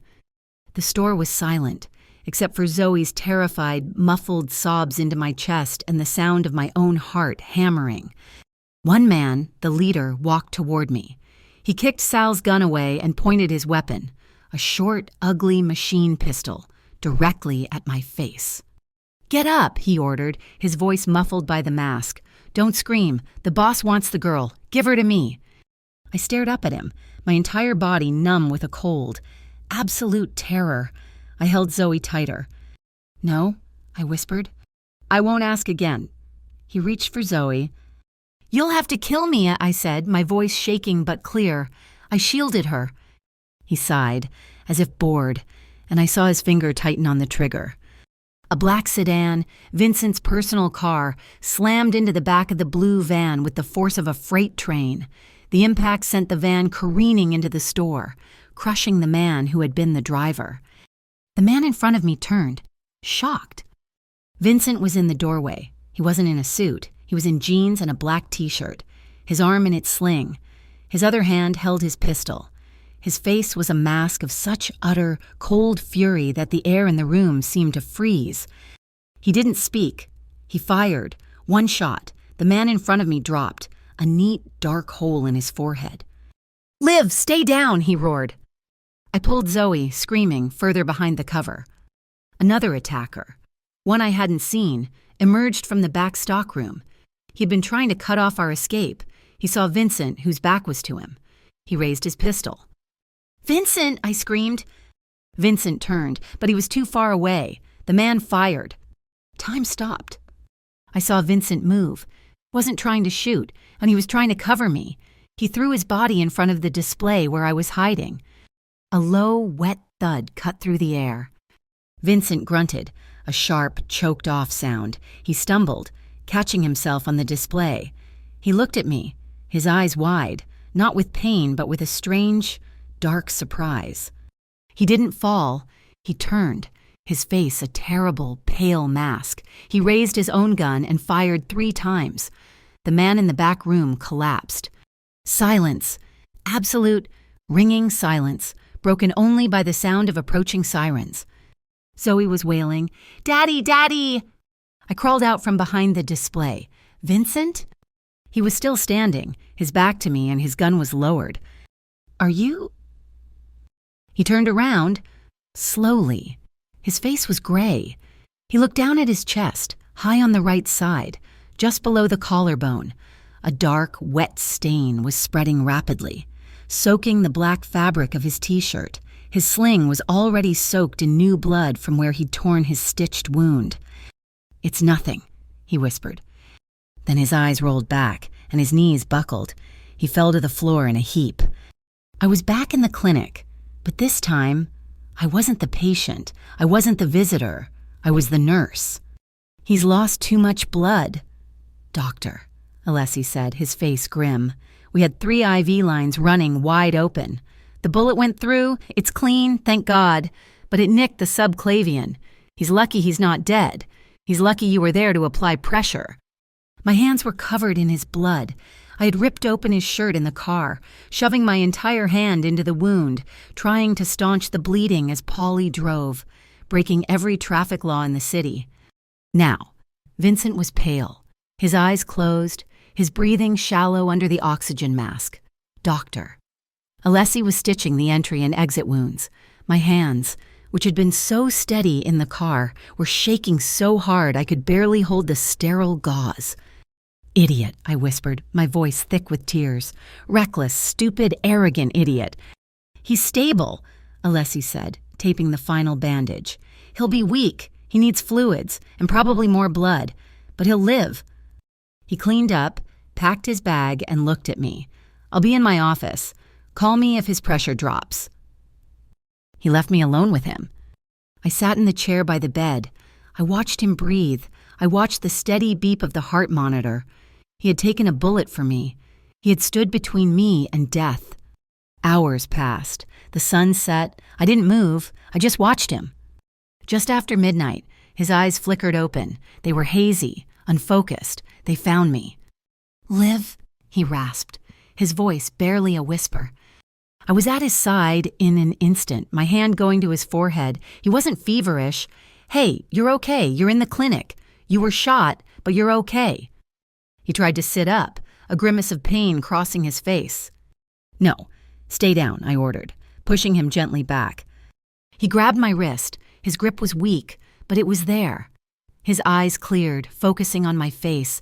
He saw the tear tracks, the dried blood on my cheeks, his blood. "Zoe," he whispered. "She's fine. She's asleep. Polly has men outside her door. She's fine. She's safe." "Good." He relaxed.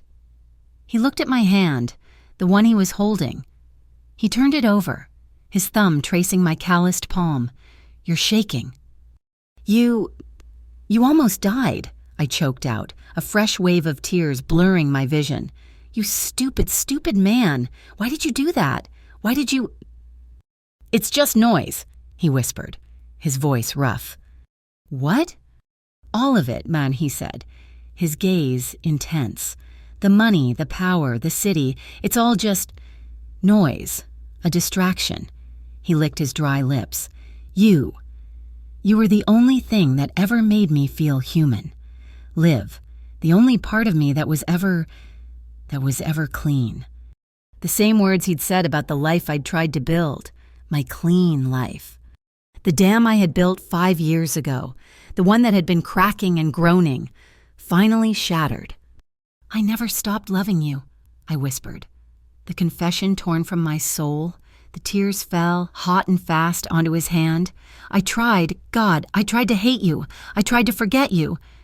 I sank into the chair, my head falling onto the bed beside his arm, my shoulders shaking. But I was so afraid. I was so afraid of this world. I saw what it did.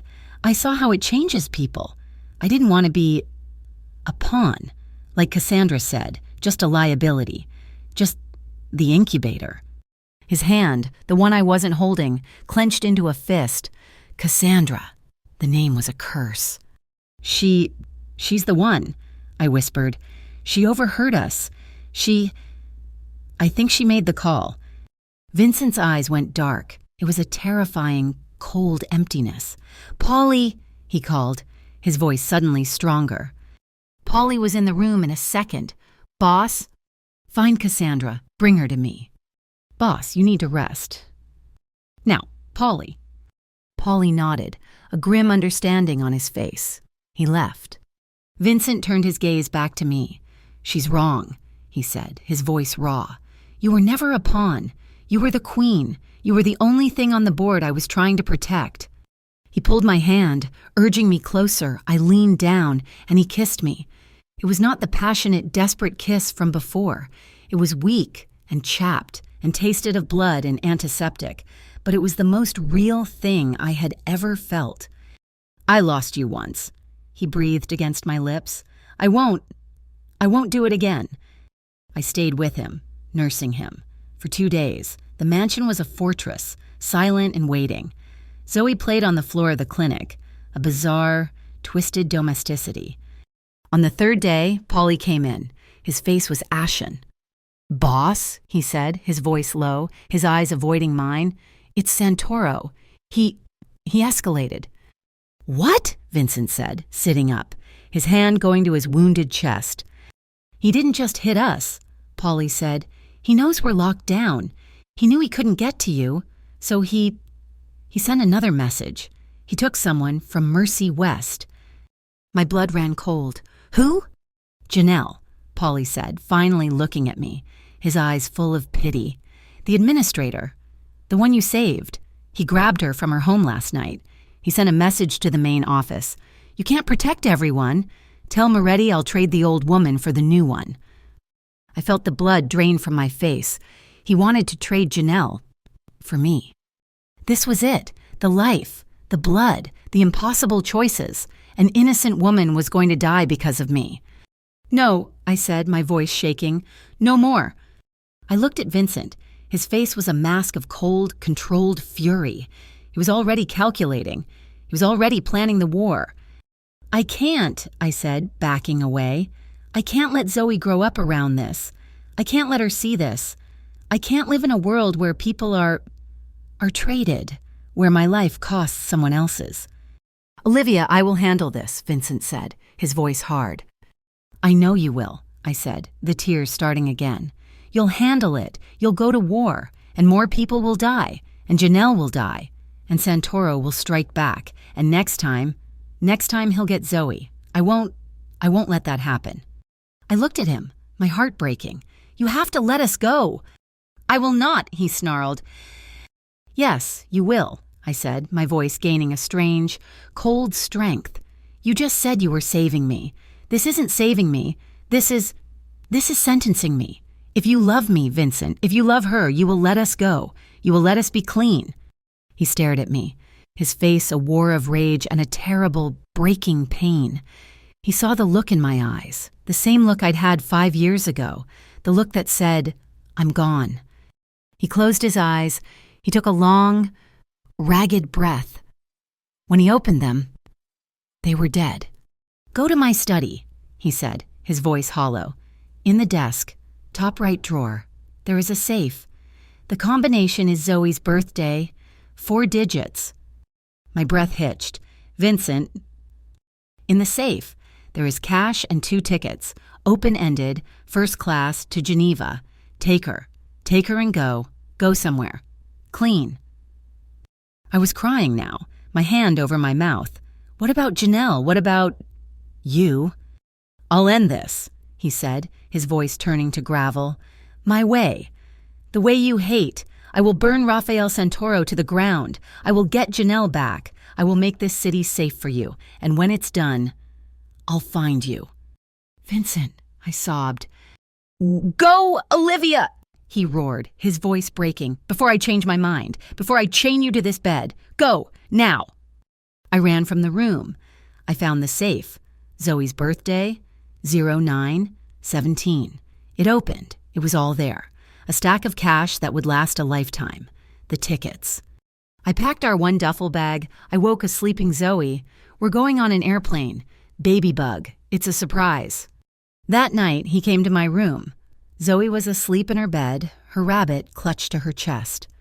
He was pale, dressed in black, his arm in the sling. He didn't speak. He just came to me, his good arm wrapping around my waist, pulling me to him. "One last night," he whispered into my hair. It was not the raw passion from before. It was a goodbye. It was slow and tender and heartbreaking. He made love to me as if he were memorizing me. His kisses were long and deep and tasted of his pain and my tears. He held my face in his hands, his thumbs tracing my cheekbones. He held me, his body pressed against mine, and we just lay there, our hearts beating in the same broken rhythm. It was a desperate, silent promise, a farewell, a prayer. We held on to each other in the darkness, two people trying to survive the fire that was consuming them. Before the sun rose, I was dressed. Zoe was a warm, sleeping bundle in my arms. Vincent was at the door, his face like stone. He kissed Zoe's forehead. "I love you," he whispered. "Your daddy loves you." He turned to me. He kissed me, a hard, brief, painful kiss that said everything. "Go." Paulie drove me to a private airstrip. He didn't speak. He just handed me my bag, his eyes sad.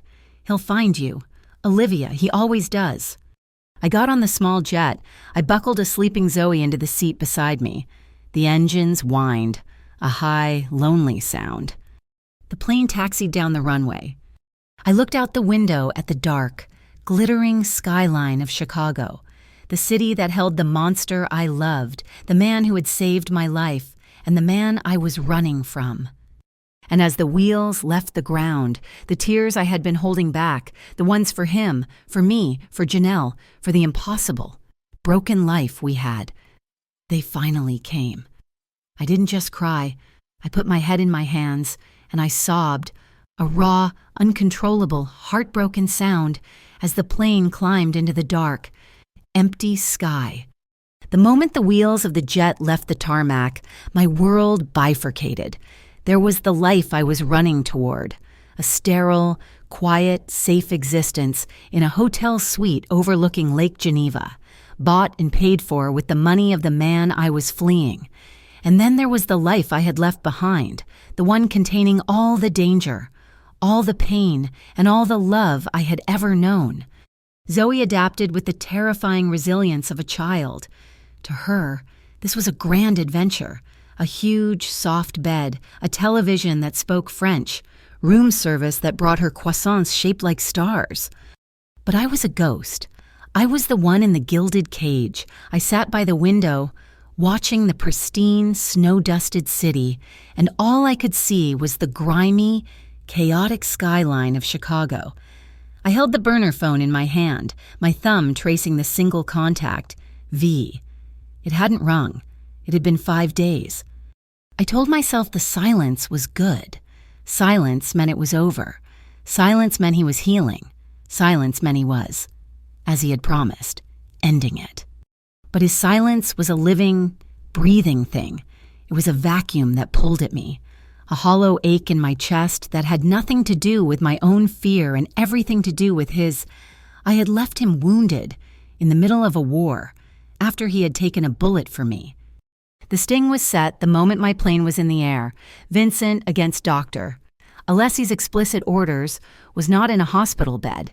He was in his study, a bag of plasma dripping into his good arm, his chest and shoulder bound so tightly he could barely breathe. His face was a mask of pale, cold fury. "He's arrogant," Vincent told Polly, his voice a low, gravelly rasp. "He thinks he's won. He thinks he has me. He thinks I'm weak, bleeding, and that he has my family. He thinks I'll trade." "He's right about one thing," Polly said, his face grim. "You're bleeding." "Use it," Vincent whispered. "Call his number. Tell him I'll take the deal. The old woman for the new one." Boss, you can't. It's a lie, Vincent snapped. You tell him I'm weak. I'm desperate. I'll trade. But I won't trade Olivia. I'll trade him. The Mercy West contracts, all of them. And $1 million cash tribute, my surrender, for Janelle, and for a truce. Polly stared. He'll never believe it.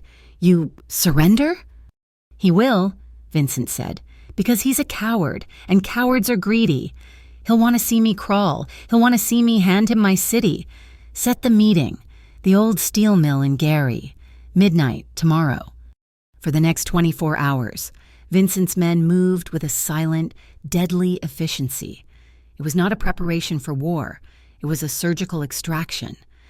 Rafael Santoro arrived at the abandoned mill, his chest puffed with victory. He brought 20 men. He brought Janelle, her hands bound, a hood over her head. He walked into the vast, cavern-like smelting room, and he saw Vincent. He was exactly as Polly had described. He was sitting on a rusted-out metal chair, alone in a single pool of light. He was pale, sweating. His arm was in a sling. He looked half dead. "Moretti," Santoro sneered, his voice echoing in the huge space. "You look terrible. I like it." "Santoro," Vincent rasped, his voice weak. "Where is she?" The old woman. She's here." Santoro snapped his fingers. 2 of his men dragged Janelle forward and ripped the hood from her head.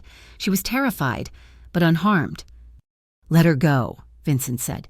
"And it's all yours. The docks, the hospital. The cash is in the car." "This is almost too easy," Santoro laughed, pulling a cigar from his pocket. "To think, all it took was finding your little whore and her bastard." Vincent's eyes, which had been dull with pain, sharpened. "The deal, Santoro." "The deal," Santoro agreed. He motioned to his men. "Let her go." They cut Janelle's ties, and she scrambled away, disappearing into the shadows.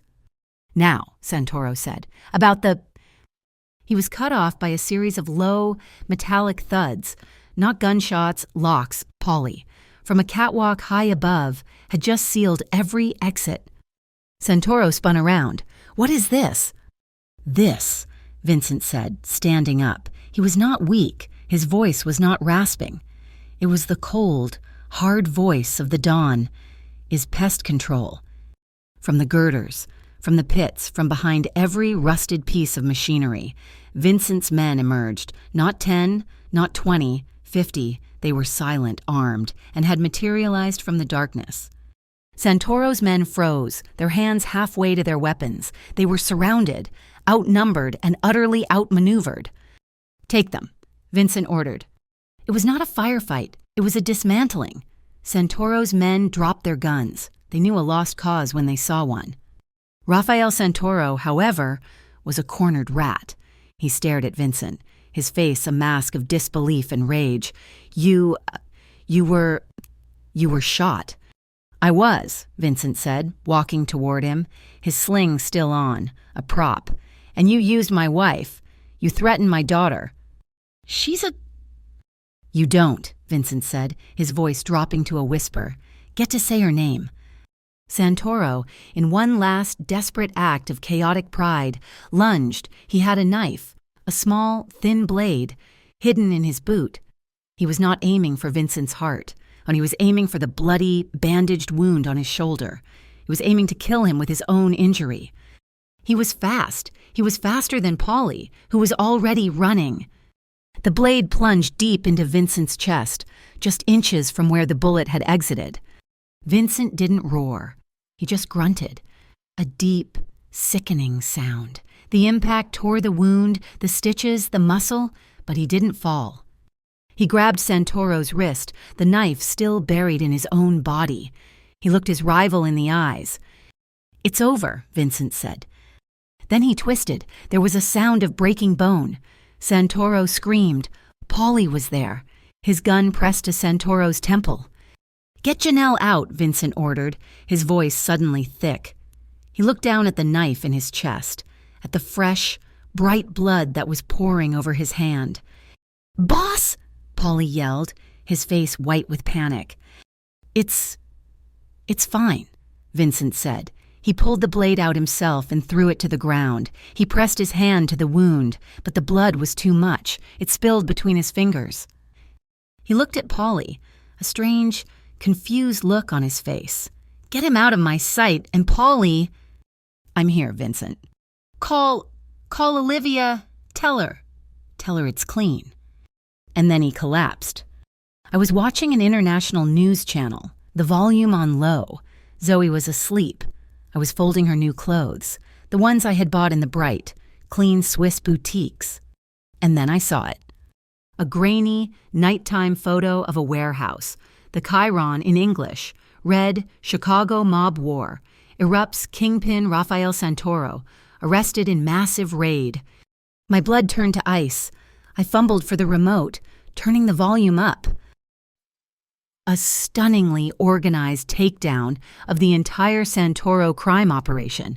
The British anchor was saying, reports from Chicago police, who arrived on the scene after an anonymous tip, say over 30 individuals were arrested without a single shot fired from law enforcement.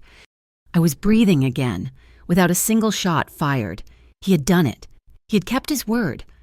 However, the anchor continued, there are unconfirmed reports of violence before the police arrived. The head of the rival Moretti family, Vincent Moretti, is rumored to be in critical condition. The room tilted. The phone in my hand buzzed, a violent, angry sound against the polished wood of the nightstand. It was Polly. I answered, my hand shaking so hard I almost dropped it. "Polly." "Olivia." His voice was broken. He was crying. It's bad. The knife. It tore everything. He's hemorrhaging. He lost so much blood. He's at St. Jude's private wing, but the doctors, they don't know." He stopped, choking on a sob. "He's asking for you. He's not awake. Liv, but he's asking for you." I was moving before he finished. I was stuffing Zoe's clothes, the same ones I had just folded, back into the bag. I was grabbing the cash. I was snatching my sleeping daughter from the bed. "I'm coming," I said. "Keep him alive, Polly. Do you hear me? You keep him alive." The flight back was a 9-hour scream. I didn't sleep. I just held Zoe, who fussed and cried, sensing my terror. I was no longer running. I was being pulled by a cord so tight it was wrapped around my soul. I was not running from the danger. I was running to the only thing that had ever mattered. St. Jude's was a fortress. The entire top floor was locked down. Polly's men were everywhere, their faces gray, their eyes haunted. Polly met me at the elevator. He looked like he had aged 20 years. "This way." I didn't ask about Santoro. I didn't ask about Janelle. I didn't care. "Zoe," I said to my sleepy, confused daughter, "I need you to be a very big girl. We're going to see Daddy. He's very sick. He's very sleepy. We have to be quiet." "Is he in the ouch place again?" she whispered. "Yes, baby bug. He's in the ouch place." Polly opened the door to the ICU suite. It wasn't him. The man in the bed was a pale, waxy, lifeless thing. He was a tangle of tubes and wires. A ventilator was breathing for him, the rhythmic, mechanical whoosh click, the only sound in the room, apart from the steady, too slow beep of the heart monitor. His skin was the color of ash. I walked to the bed, my legs like lead. This was not the dawn. This was not my husband. This was what was left. I reached out and touched his hand. It was cold. Zoe. Her small face full of a terrible, adult understanding, reached out and put her tiny hand on top of his. "Wake up, Daddy," she whispered. That was when I broke. The sob that tore out of me was an animal sound. I collapsed into the chair, my head falling onto the bed, clinging to his cold hand. My tears, hot and frantic, fell onto his skin. "You don't get to do this." I wept, my voice muffled by the sheets. "You don't get to save us. You don't get to push us away and tell us to be clean and then leave me. I am not leaving you. I am here, so you have to stay. You hear me, Vincent, you stubborn, arrogant, beautiful man? You stay." I cried until I had nothing left. I don't know how long I sat there. Zoe had curled up on a chair, falling back asleep. The whoosh click of the ventilator was a metronome for my despair. And then his fingers moved. Under my hand, just a flicker. I raised my head, my eyes blurry. Vincent? His eyelids fluttered. It was an agonizing, slow-motion effort. They opened, they were hazy, unfocused. They moved, scanning the room until they found me. He couldn't smile. His face was too weak, but his eyes smiled. A nurse was there, checking the ventilator, her face full of a sudden, shocked optimism. He's breathing on his own. He's fighting the tube. He looked at me. His lips moved. No sound. I leaned in, my ear just inches from his mouth. You, he rasped, his voice a dry, parchment sound. You came home. I came home, I sobbed, kissing his forehead, his cheek, his hand. I'm home. I'm not leaving. Ever. It took 2 weeks. 2 weeks of him fighting off infection. 2 weeks of him slowly, stubbornly returning to the world. The day they removed the last of the tubes, Zoe was asleep on the cot they had brought into the room. I was sitting by the window, watching the Chicago rain lash against the glass. He had been quiet for an hour. I can't raise her here, Vincent. He didn't pretend not to know what I meant. His voice was stronger now, rough, but I know. I'm not leaving you, I said, turning to look at him. He was pale, thinner, but his eyes were clear. But I cannot raise our daughter in this. I will not. I love you, but I love her too. I can't live my life waiting for the next Santoro, for the next knife, for the next phone call. I know, he said again. He looked at Zoe, a look of such profound, aching love on his face. When I was on that floor, in the mill, bleeding out, I didn't see the money. I didn't see the territory. I saw her. I saw her face. I saw you. He looked at me. The life. The business. It's done. It's just noise. And I'm tired of the noise. What does that mean? It means I'm retiring, he said. I'm giving it all to Paulie. He's earned it. He can have the city. He can have the war. I just want the quiet. I just want my family. 6 months later, I stood at a window, but this window was different. It was a vast floor-to-ceiling plate of glass overlooking the real Lake Geneva. The water was a deep, impossible blue, and the mountains on the other side were capped with snow. The house was not a mansion. It was made of warm stone and glass, built into the side of a hill, surrounded by trees. It was quiet. It was safe. I heard laughter. I turned. We were at the dinner table, a simple, heavy oak table. Zoe, now almost 5 and chattering in a mix of English and beginner's French, was sitting on Vincent's lap. No, Daddy, you're doing it wrong, she giggled. Vincent, wearing a soft gray cashmere sweater, was trying to braid her long, dark hair. His hands, his big, scarred hands that had held guns and signed death warrants, were clumsy, his fingers thick as he tried to weave the delicate strands. I'm trying, he grumbled, but he was smiling, a real, relaxed smile that reached his eyes. Your hair it's slippery. You're the worst braider, she laughed, patting his cheek. But I'm your worst braider, he said, kissing the top of her head.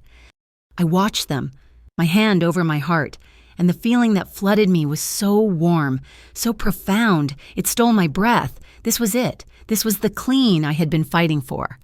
It wasn't a place. It wasn't an absence of violence. It was this simple, profound, unshakable peace. Zoe squirmed out of his lap and ran to her room to get a toy. The sun was setting, casting a golden, fiery light across the water, filling the room with a warm glow. Vincent stood. He walked over to me at the window. He didn't speak. He just wrapped his arms around me from behind, his chin resting on my hair. I leaned back into his solid, warm chest. We stood there, watching the sun disappear behind the mountains. I lost you once, he whispered, his voice a low rumble against my back, his arms tightened around me. I won't lose you again. I turned in his arms, wrapping my own around his neck. I looked up into his eyes, the eyes that had been my storm and were now my harbor. You're home, I said. And I kissed him. Not with desperation, not with fear, but with the slow, deep, quiet certainty of a future that had been rebuilt, piece by painstaking piece, from the ashes of our past. Thank you so much for listening to this story. I would love to know where you are tuning in from, so please drop a comment and let us know. We are Mafia Romance Stories, and we hope you will subscribe to our channel for more stories like this one. We would love to hear your thoughts on Olivia and Vincent's journey, so please share your comments in English. We read every single one.